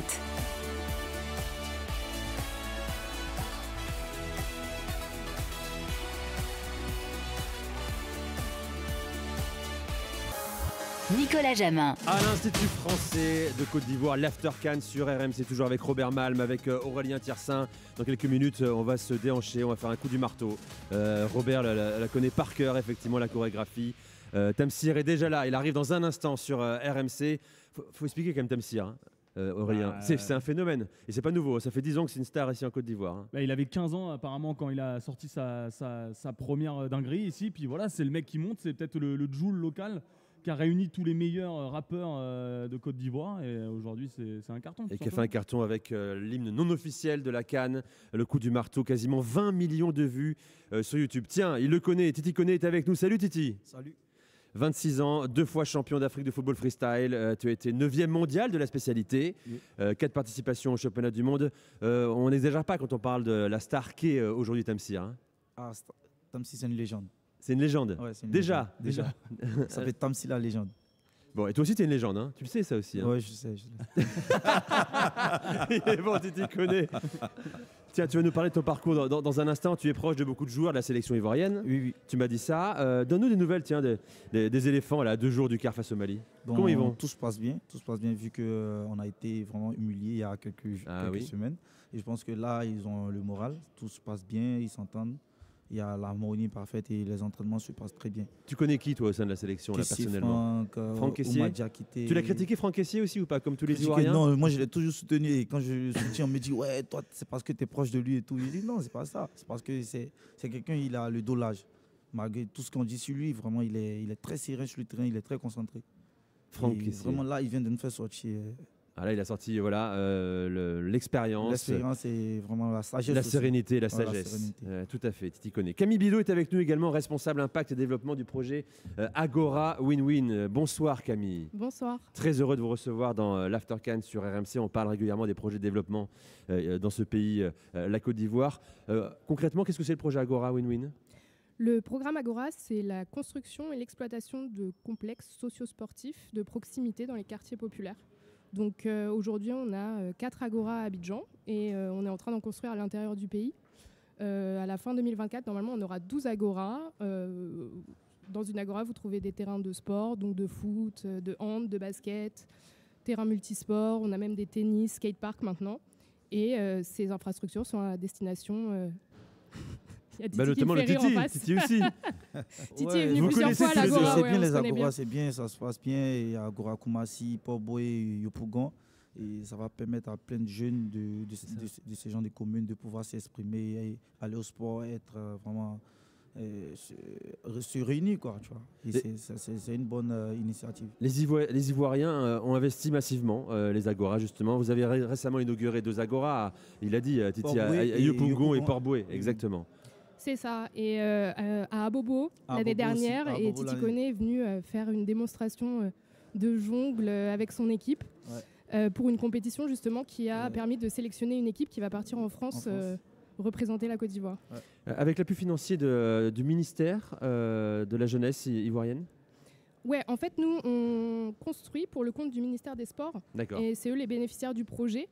Mais on est missionné, on a un contrat avec eux pour mettre en place un modèle économique innovant pour justement faire face aux défis d'entretien des infrastructures. Le défi, il est là aussi, surtout. C'est ça. En construire, c'est un premier défi. La suite, c'est d'arriver à les maintenir dans des bonnes conditions. On est dans un pays très humide, on le rappelle. Un pays très humide, un pays où il y a beaucoup de monde qui fait du sport. À l'Agora, on reçoit environ 400 000 personnes par an, 8 500 scolaires par semaine. Donc vous pouvez imaginer que l'usage il est intensif.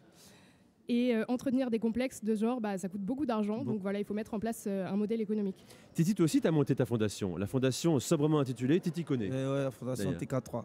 Et alors, tu œuvres sur quel terrain? Auprès de la jeunesse également? La jeunesse surtout, parce que la jeunesse, actuellement, il y a plein de talents, mais ils n'ont pas de suivi et tout. Et il y a aussi, nous sommes proches aussi des mamans, des veuves, parce qu'il y a des mères qui souffrent, qui se battent pour être sur le marché, pour amener quelque chose à la maison pour les petits-enfants et tout.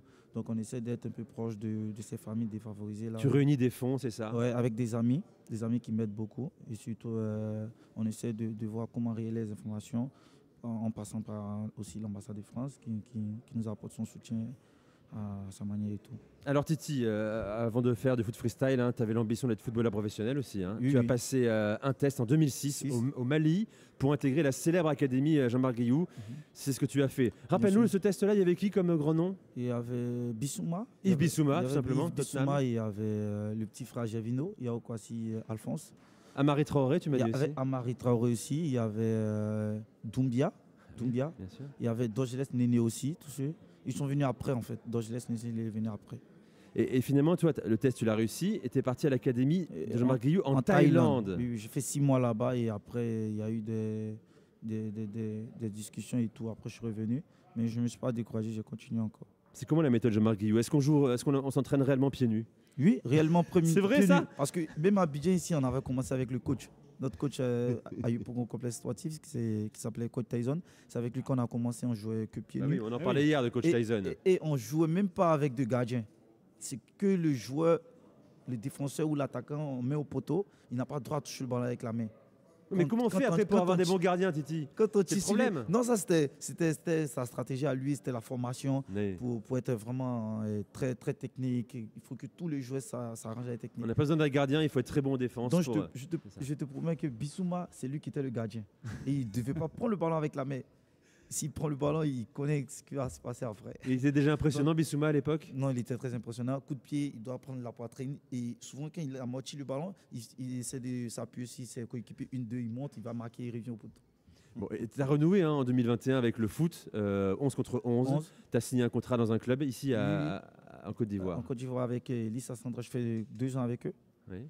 Tu étais professionnel là? Oui, c'était professionnel, Ligue 1. D'accord. Ouais, c'était professionnel. Et t'en es où aujourd'hui? Bon, là, le contrat est fini, le contrat est terminé, donc du coup, je suis libre. Et vu qu'il y a la CAN, j'étais à Paris l'année prochaine. Et l'année passée, je suis revenu ici pour la CAN. Et puis, je pense qu'après la CAN, on pourra relancer les choses. Robert, toi, tu es à l'aise avec un ballon en foot freestyle ou pas? Non, ma question avait une suite, hein. T'as eu peur, j'ai vu au début, quoi. Est-ce que tu es à l'aise avec un ballon, Robert Malm? Je pense, sinon j'aurais pas joué au foot. Non, mais je plaisante, Robert, en foot freestyle. Non, parce qu'il fait des trucs de fou, évidemment. Oui, non, foot freestyle, non. Pour toi, c'est un sport différent. T'es pas forcément un bon footballeur, forcément, quand tu fais du foot. Attention à ce que tu vas dire, tu t'y connais, c'est aussi un footballeur. Ah non, moi, j'ai pas dit le contraire. Au contraire, moi, je suis admiratif puisqu'il a pu faire les deux. En général, les freestylers sont vraiment dans leur discipline et ne font que ça matin, midi. Comme Sean et soir. Garnier, qu'on connaît. C'est mon pote. Et non, moi je lui tire mon coup de chapeau. Mais moi, si tu me demandes aujourd'hui, en toute honnêteté, en toute transparence. Bon, tu sais faire 30 jongles encore, je pense. Quand même, encore. De la tête. Encore Et de la un tête. petit peu. La question de la tête. Oui, de la tête aussi. Oui. Ah, ok. Donc on lance un défi. De la tête aussi, ouais, ça va. Je pense pouvoir me débrouiller. Maintenant, si c'est pour l'arrêter, la reprendre, Mais Camille, c'est devenu pas mal. Hein. Ah, Camille aussi. Ouais, j'ai été. Il a essayé de m'entraîner, j'ai réussi à en faire 4. C'est déjà pas mal. La prochaine, c'est 5, 6. J'ai plein de potes, ça peut en faire 2. Aurélien, il sait pas faire 2 jongles. Là. Ah oui, non, mais moi, il est j'ai rien. excellent, il parle très bien de football, Aurélien Tiersin, mais alors en revanche, c'est. Ah, mais j'étais gardien, Mec, avec des les mains. vrais problèmes Avec les mains. Nico, toi qui poses des questions, t'en fais Oui, combien c'est vrai, toi ça aussi. Oh, je sais pas, c'est dur à dire, mais. Pied droit, pied gauche. Dis-nous la vérité. Une cinquantaine, je pense, facile. Ah. Le mec se la raconte. Absolument. Bon, comment tu sens ces Ivoiriens dans la suite de la compétition, Titi? Bon, je sens vraiment des Ivoiriens déterminés. Un éléphant qui arrive en force. Je pense que, en toute humilité, ils vont se battre. Ils savent d'où ils sont quittés. Et là, je pense qu'ils vont tout casser. Qu'est-ce qui te fait dire que cette équipe-là est maintenant réveillée? Effectivement, il y a eu ce réveil brutal contre le Sénégal, mais on a le sentiment que c'est fragile encore, qu'elle peut retomber dans ses travers de la phase de groupe. Bon, là, ça va dépendre de la détermination de tout un chacun sur le terrain. Vu qu'on a coach Fayemes, je pense qu'il saura quoi dire aux joueurs. Et les joueurs même, ils sont conscients de ce qui se passe. Ils savent qu'ils sont quittés vraiment dans quelque chose qui est très dangereux en fait. Comme on dit. Ce serait une déception s'ils ne gagnent pas la CAN maintenant, ou tu estimes qu'ils reviennent déjà de tellement loin que... Bon, là, je pense qu'ils doivent passer. Ils doivent vraiment se battre pour passer là. Parce que c'est le drapeau, c'est le pays. Et ils doivent faire honneur à toute la nation. Parce qu'on compte vraiment sur eux. Tu as des nouvelles de la sensation des joueurs, du ressenti des joueurs après le départ de Jean-Louis Gasset et l'arrivée d'Emers Faé, justement? Est-ce que ça leur a fait du bien? Parce que Emers Faé, on voit que ce n'est pas forcément un aboyeur sur le bord du terrain, mais on a l'impression qu'ils sont beaucoup plus en confiance après le départ de Jean-Louis Gasset. Vraiment, j'ai fait ce constat-là aussi. Je pense que là, ils sont vraiment motivés, ils sont à l'aise. Je pense qu'ils ont donné la chance à Koussonou et Cyril Jean-Michel. Je pense que là, ils sont vraiment... S'ils disent que ouais, il fallait ça. Jean-Michel Seri, impressionnant quand même. Très impressionnant. Ça fait des années qu'on ne l'a pas vu à ce niveau-là. Hein. Ouais, et moi je l'ai toujours aimé parce que si quelqu'un, Xavi arrive à l'appeler pour dire qu'il a besoin de lui, au Barça, bien sûr. C'est pas tout le monde qui n'est pas permis à tout le monde en fait. Camille, tu vis depuis combien de temps en Côte d'Ivoire? 6 ans. 6 ans déjà. Pourquoi tu rigoles, Titi? Il se marre. Dès que tu prends la parole, Titi se marre. Hein. C'est fou ça. 6 ans. Nous, on découvre la ferveur autour du foot en Côte d'Ivoire. Toi, j'imagine que tu n'es absolument pas surprise. Hors CAN, c'est comment? Il y a déjà beaucoup de ferveur autour du foot? Oui, déjà nous sur les Agora, on a des terrains de foot et ils sont toujours occupés. Ils sont vraiment toujours occupés, que ce soit du foot ou du maracana, grand poteau, petit poteau. Donc sur des terrains de la taille du hand, on voit que le foot vraiment en Côte d'Ivoire, ça se joue tout le temps. Et puis là, en plus, avec les Agora, on accueille des villages de supporters. Donc à Koumassi, on est fan zone officielle. À Port-Boué et à Abidjan et à Abobo, pardon, on est village Aquaba. À Abobo, quand il y a un match des éléphants, on est à peu près 5000. Et quand il y a un match des éléphants à Port-Boué, on est à peu près 8000. Donc je peux vous dire que c'est la fête et qu'on espère qu'ils vont gagner. Toute génération d'ailleurs. Hein, toute génération. Des mères de famille, des grands-mères, des enfants. Il y a des familles qui viennent, des jeunes, des femmes, et tout le monde est en train de crier et danse sur le coup du marteau après chaque but. Merci Camille pour la transition. Elle connaît le métier, elle connaît la radio. Nico, je vas-y Robert. Vas-y. À Camille, qu'est-ce qui vous a poussé justement à construire tous ces complexes? Parce que tout à l'heure, on parlait de le sport, effectivement, comme moteur qui peut être dans l'éducation. Est-ce qu'ici en Côte d'Ivoire, on le sent encore plus avec tous ces complexes? Oui, effectivement. En fait, nous, on travaille main dans la main avec le ministère des Sports qui a une politique de promotion du sport pour tous. Et grâce à un partenariat avec la France, on a pu mettre en place ces complexes sportifs pour mailler en fait tout le territoire parce qu'en fait, il ne manque pas de grands stades. On en a construit plein pour la CAN, mais il manque de terrains de proximité pour que la population en fait, puisse venir à pied, puisse venir pratiquer à des tarifs abordables et puisse s'épanouir dans le sport. Donc ça, c'est notre mission en fait auprès du ministère des Sports et de la Côte d'Ivoire. Et c'est ce que le Trésor français, le service économique ici nous aide à accomplir. Et en fait, ce qu'on voit, c'est que nous, on fait du sport, bien sûr, mais on fait aussi pas mal de social. On a des ONG sur place. On a des ONG, par exemple, qui vont chercher des enfants dans des clubs qui sont déscolarisés, qui les ramènent vers de la formation professionnelle. On a des ONG qui favorisent le sport féminin, le handisport. Voilà, en fait, c'est vraiment la dimension sport pour tous.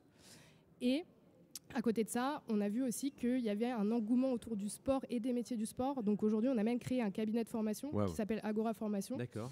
Et puisqu'on est en train de construire 12 Agora, on va avoir besoin d'énormément de main-d'œuvre qualifiée dans les métiers du sport. Et les métiers du sport, en fait, ça va de gestionnaire d'infrastructure, mais jusqu'à agent de sécurité de stade. Donc voilà, on estime qu'on va...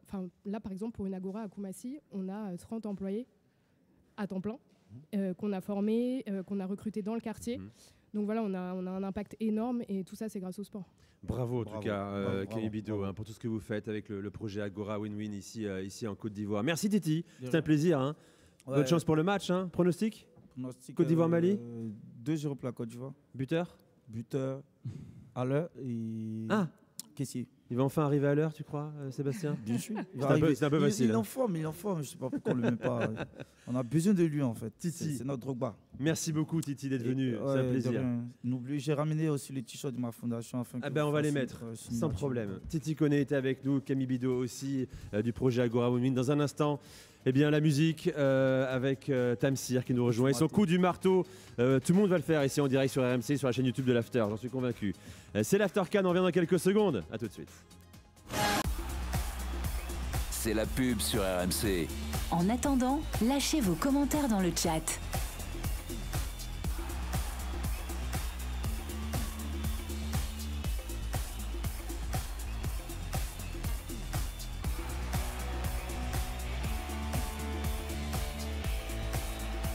C'est la pub sur RMC. En attendant, lâchez vos commentaires dans le chat.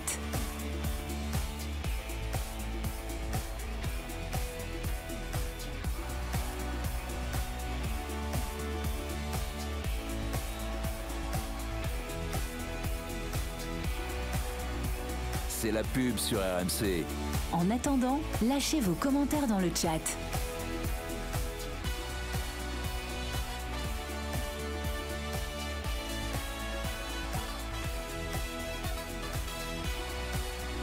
Collage à main. L'After Can sur RMC à l'Institut français de Côte d'Ivoire à Abidjan. On approche de la fin et on s'est offert un dernier quart d'heure qui va faire beaucoup parler en France aussi et en Côte d'Ivoire également. On est toujours avec Robert Malm, consultant Beansport, RMC Sport, Aurélien Tiersin. On accueille, si vous êtes en Côte d'Ivoire, un homme que tout le monde connaît ici, que certains vont découvrir peut-être ce soir, car il sera bientôt en France. On parlera de son actualité également. Tamsir est dans l'After Can. Salut Tamsir. Salut. Plaisir. Alors ton nom bien sûr est associé au tube national, même international, le fameux coup du marteau. On l'entend au moins 20 fois par jour nous ici à Abidjan. Oui. Je rappelle, c'est un carton également sur YouTube. C'est quasiment à 20 millions de vues. Oui, en un mois. En un mois seulement, quoi. Donc ça va monter à 40 millions quand le monde entier va s'emparer de ce tube-là, le coup du marteau, qui est très efficace. On espère. Ça devrait cartonner. Et d'ailleurs, je t'ai vu, je ne sais pas si je peux révéler le secret, le off de l'After Can. Tu as fait danser le coup du marteau à Monsieur l'ambassadeur. Monsieur l'ambassadeur, oui. Tout simplement. Je lui ai donné quelques cours. Il a été bon? Je dois faire encore 2 autres cours et ça sera bon. Alors, coup du marteau, ça veut dire quoi? Parce qu'on ne sait pas vraiment, c'est un peu ambigu. C'est quoi? Le coup du marteau, c'est une ambiance en fait. On dit juste descend au coup du marteau. Ça fait bang, bang, bang, tu vois. Ouais. Voilà, il y a la prod derrière et tout. Voilà, je suis sur le son accompagné de la team Peya, Sté Milano, Rena Barakissa, Tazboy et PSK. Voilà. Le mieux, c'est qu'on écoute pour ceux qui bien n'ont sûr, pas écouté. Bien sûr. En direct, tu sais que RMC là, c'est la première radio de France le soir. Hein. Okay. Donc là, c'est des millions de gens qui nous écoutent et premier podcast de France. Donc c'est aussi une magnifique promotion. Donc écoutez le coup du marteau. Ça arrive bientôt à Paris. Allons-y. On écoute. La Côte d'Ivoire, inspirante terre d'hospitalité, reçoit l'Afrique. Jour de fête. C'est quoi? Et vous savez?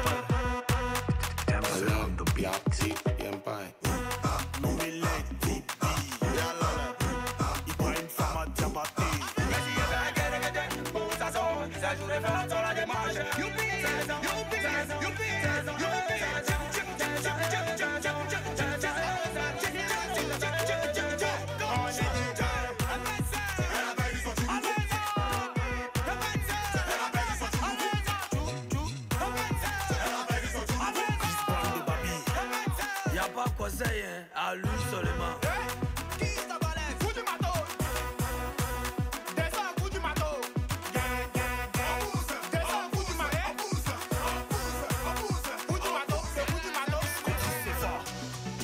Ça pourquoi Yakou Guéléran, hommage à toi, président Douk Saga. Venez danser. La Côte d'Ivoire, sur l'Afrique, ça va chauffer.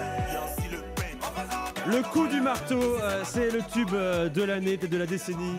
On espère qu'il va dépasser la Côte d'Ivoire, j'en suis convaincu. Tamsir, t'es un beatmaker, c'est ça qu'il faut préciser également. Oui, nous, la comparaison, c'est Snake aussi en France qu'on a. Bien sûr, Snake. bien sûr. C'est l'une de mes inspirations. Oui. Voilà. Et donc, j'ai initié le coup du marteau. En fait, c'était pas un son qui était dédié à la canne, en fait. Le coup du marteau, c'est le premier extrait de mon EP qui doit sortir. Et je voulais juste, j'ai réfléchi à faire un son avec mes amis. Je voulais faire un son qui allait jouer après les matchs dans les boîtes et dans les maquis. Ah, les maquis, c'est des restaurants ici. Voilà, donc dans les lounges et dans les bars en fait. Ça a marché du coup. Je crois que ça a un peu marché, je crois. Ouais. Voilà. Et donc c'était pas le son dédié à la canne en fait. C'est un son où juste j'ai eu l'idée du clip, c'était de nous mettre dans une ambiance canne. Mais c'est un son ambiance en fait, qui n'avait rien à voir avec la canne. Mais sauf qu'aujourd'hui c'est l'hymne non officiel, il y a l'hymne d'Assalfo, de Magic Stem également officiel, oui. Et il y a le tien aussi qui est même plus écouté, plus joué. Et ce qui est dingue c'est que, alors c'est souvent une consécration, les éléphants, ils ont repris la chorégraphie du coup du marteau. Bien sûr. Ça c'est la consécration ça. Bien sûr. En tout cas, franchement, la Côte d'Ivoire a porté le titre et l'Afrique aussi a pris le relais. On espère que le monde entier est prêt à recevoir cette chanson. Si vous voyez Sékou Fofana sur les ralentis après les buts contre le Sénégal faire le coup du marteau, c'est par rapport à Tamsi justement. Robert. Ce qui est assez impressionnant quand même, c'est que cette musique, on l'entend à la mi-temps. Bien et sûr. à la mi-temps de chaque stade, il y a la dance cam. Oui. Et d'ailleurs, j'ai vu Aurélien se déhancher sur ça. Ouais, mais voilà, c'est vraiment un son qui est entraînant et qui fait que tu ne peux que te déhancher. Même pour les non-initiés, ceux qui ne savent pas danser, ils peuvent que danser. Et petite parenthèse, je vois que tu fais un hommage à Douk Saga, Douk Saga, qui a été bien sûr. un très grand... C'est le père du coupé décalé. C'est le père du coupé décalé. Et j'ai trouvé ça assez sympa, le petit clin d'œil Bien que tu sûr, fais, notamment dans le clip où tu Bien sûr, on reprend quasiment la partie dans Douk Saga. Exactement, en fait. Douk Saga, exactement. Bien sûr. Quelles sont les inspirations pour ceux qui nous écoutent? Le coupé décalé est arrivé en France il y a très longtemps aussi. Bien sûr. Il a plus de 20 ans le coupé décalé maintenant. Bien sûr. Dans ce morceau précis, le coup du marteau, il y a du rap ivoire? Oui, il y a du coupé décalé? Rap ivoire, non. Il y a du coupé décalé 2.0 qui s'appelle le Biama. D'accord, ok. Et il y a du rap ivoire 2.0 aussi qui s'appelle le Maïmouna. Donc c'est deux styles mélangés qui ont donné ce son en fait. Samuel Ducroquet, ambassadeur pour le sport, il n'a pas résisté. Il a fait coup du marteau aussi, je tiens à le dire. Il voulait revenir à l'antenne. On va ouvrir ton micro. Alors, il n'y a pas de bouton. C'est bon. Sur la chorale était marqué venez. Moi, je suis venu à la table. mais c'est pour pas révéler un secret, mais quand même un petit peu. L'ouverture de la CAN, moi, je l'ai vécu depuis Paris. Oui. Et l'ambassade de Côte d'Ivoire en France avait organisé un grand événement à Paris pour célébrer à la fois la cérémonie d'ouverture et le premier match. Oui. Et cette belle victoire avec ce but justement de Sékou Fofana. Oui. Et c'est comme ça que j'ai été accueilli avec le coup du marteau. Alors c'est je me suis dingue. dit, tiens, c'est une drôle de manière de... Voilà, le pays de l'hospitalité nous accueille avec un coup du marteau. Oui. Mais au final, c'est resté Bien absolument sûr. toutes les têtes. Le début dit la Côte d'Ivoire inspirante, terre d'hospitalité, reçoit l'Afrique. Il faut voir le clip, il est magnifique. Ça commence avec des enfants. C'est la fête populaire qui incarne le coup du marteau et la Coupe d'Afrique des Nations. Et on a eu cette grâce-là d'avoir le président de la République de Côte d'Ivoire rentrer avec cette chanson à l'ouverture de la CAN. Ça, c'était... Franchement, ça m'a KO en fait. Et Assalfo, il n'est pas jaloux, au contraire. Non, en fait, j'explique. Il y a deux sons. Il y a le son de la CAN. Oui. Ils ont fait le son de la CAN, qui est un superbe son. Oui, qui marche très bien aussi. Voilà. Et nous, on a fait le petit son qui marche aussi à côté. Voilà, c'est Enfin, pas. Oui, tu as raison, il marche tellement bien qu'il Voilà. marche plus qu'à côté pour l'instant. Les Ivoiriens ne te découvrent pas, bien sûr, avec le coup du marteau. Bien sûr, bien les Français sûr, qui bien nous sûr. écoutent peut-être depuis Oui, un mois, oui, oui. ça fait 10 ans déjà que tu es, Bien sûr. que un beatmaker reconnu ici en Côte Oui, d'Ivoire. oui, Tu as oui. commencé comment? Ouf, j'ai commencé d'abord la musique. Je fais la musique depuis plus de 20 ans parce que je fais ma musique peut-être depuis mes 3 ou 4 ans. Je suis percussionniste et batteur de base. Tout seul, hein, t'es venu à la musique? Mes Autodidacte? parents sont dans la Artiste ma aussi. musique, mais je suis venu au beatmaking en étant autodidacte. Voilà, et donc ici, j'ai collaboré, j'ai eu la chance de collaborer avec les plus grands artistes. Donc, Kif No Beat, Feu, DJ Arafat, Roselyne Layo, Serge Beno, José, et puis la liste est pleine en fait. Non, et j'ai vu aussi, Tamsir, tout simplement, que tu allais faire l'Olympia en France dans peu de temps. Oui, donc oui, finalement, ça y est. oui, je fais la RMC va te première propulser, partie. Mais tu es déjà lancé. Oui, j'ai la chance de faire la première partie de Didi B à l'Olympia ce 15 février. Ah ben on sera là, hein. Ouais. Absolument. Hein. Après le titre de la Côte d'Ivoire en plus. D'accord, Non, donc- t'imagines? donc, Si la bien Côte sûr. d'Ivoire gagne la CAN, tu arrives à l'Olympia, la folie que c'est. Tranquille. On va monter ensemble sur la scène. Notre honneur. Ah ben, ce serait un plaisir de monter avec toi, Tamsir. Tamsir est avec nous dans l'After CAN sur RMC. On peut remettre là, justement le coup du marteau en fond pour nous accompagner. Il est tard en France déjà. Comment t'expliques ce succès justement? C'est la question de base que je t'ai pas encore posée. Oui. Pourquoi 20 millions de vues sur YouTube? Est-ce qu'il y a une recette? Est-ce que tu savais toi à l'avance que ça allait prendre une telle proportion? Moi, je suis croyant. C'est la grâce de Dieu. Voilà, on a fait le son. En fait, quand j'ai appelé les gars pour faire le son, je savais que le son, il allait marcher, mais pas comme ça. Tu vois, je ne m'attendais pas à faire 20 millions de vues en 2 mois. Ça, c'est une folie. Et ça, c'est un record qui n'a jamais existé dans ce pays, en fait. Donc, on espère que maintenant, les sons seront de la même envergure. Ça, c'est quelque chose qu'on n'a jamais fait ici, en fait. Donc, franchement, ça m'a... C'est ton plus gros succès, on peut le dire déjà là? Oui. T'en as oui. fait des succès, hein, Oui, mais- j'en ai fait des succès. Mais celui-là, c'est mon plus gros succès. Tiens, on va écouter autre chose aussi. Tu as fait un succès sur Didier Drogba, Bien la sûr. légende Drogba. Bien sûr, bien On l'a sûr. sorti à Paris en Ah régie. ouais, Ça fait plaisir. Ouais, ça fait longtemps. On va écouter Didier Drogba Avec Kif No Beat. avec Kif No Beat Oui, par oui, oui. Tamsir et donc Kif No Beat. On Oui, écoute.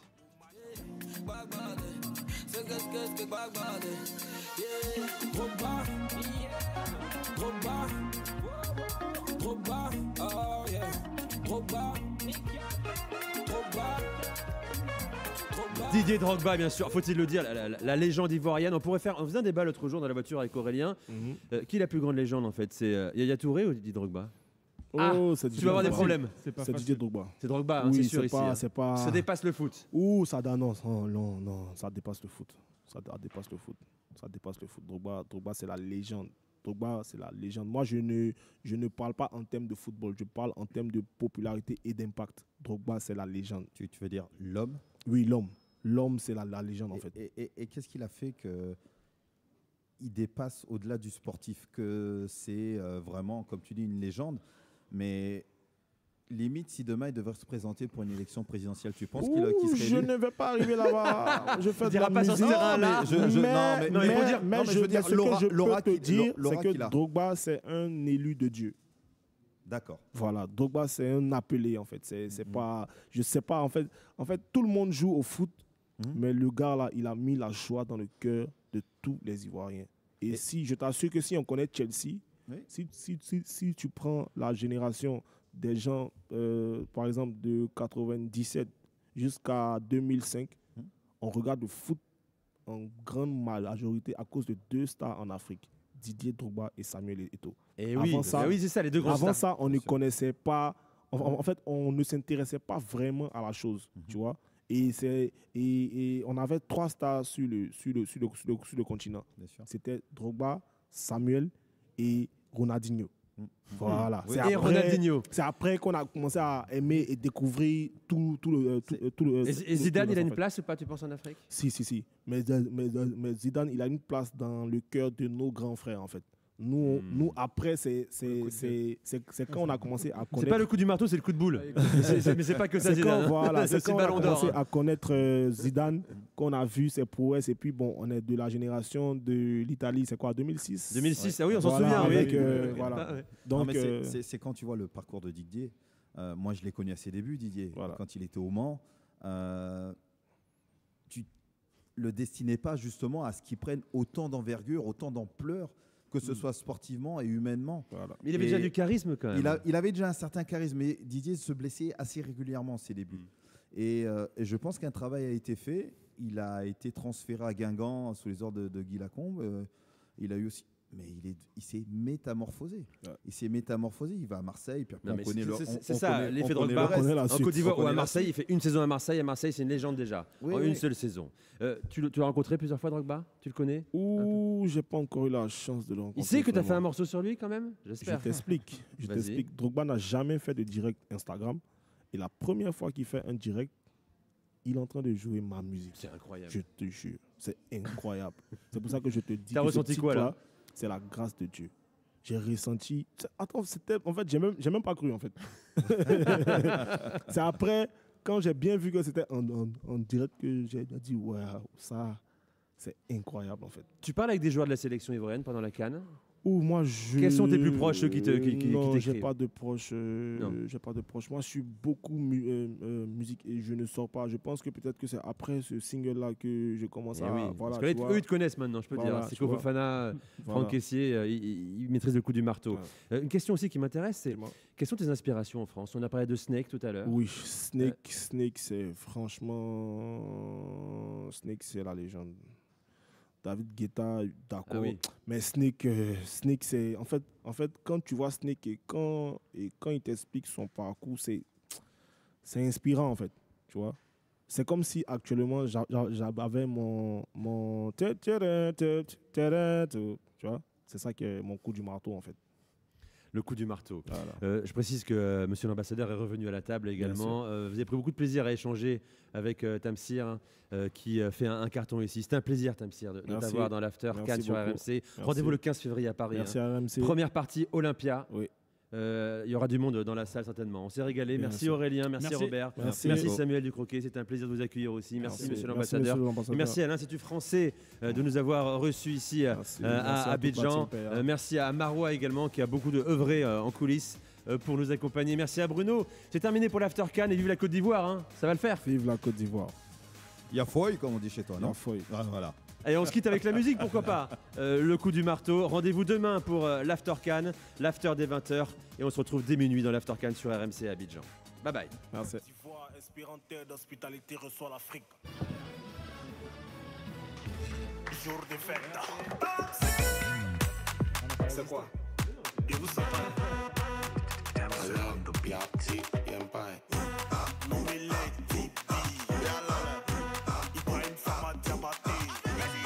RMC. C'est la pub sur RMC. En attendant, lâchez vos commentaires dans le chat.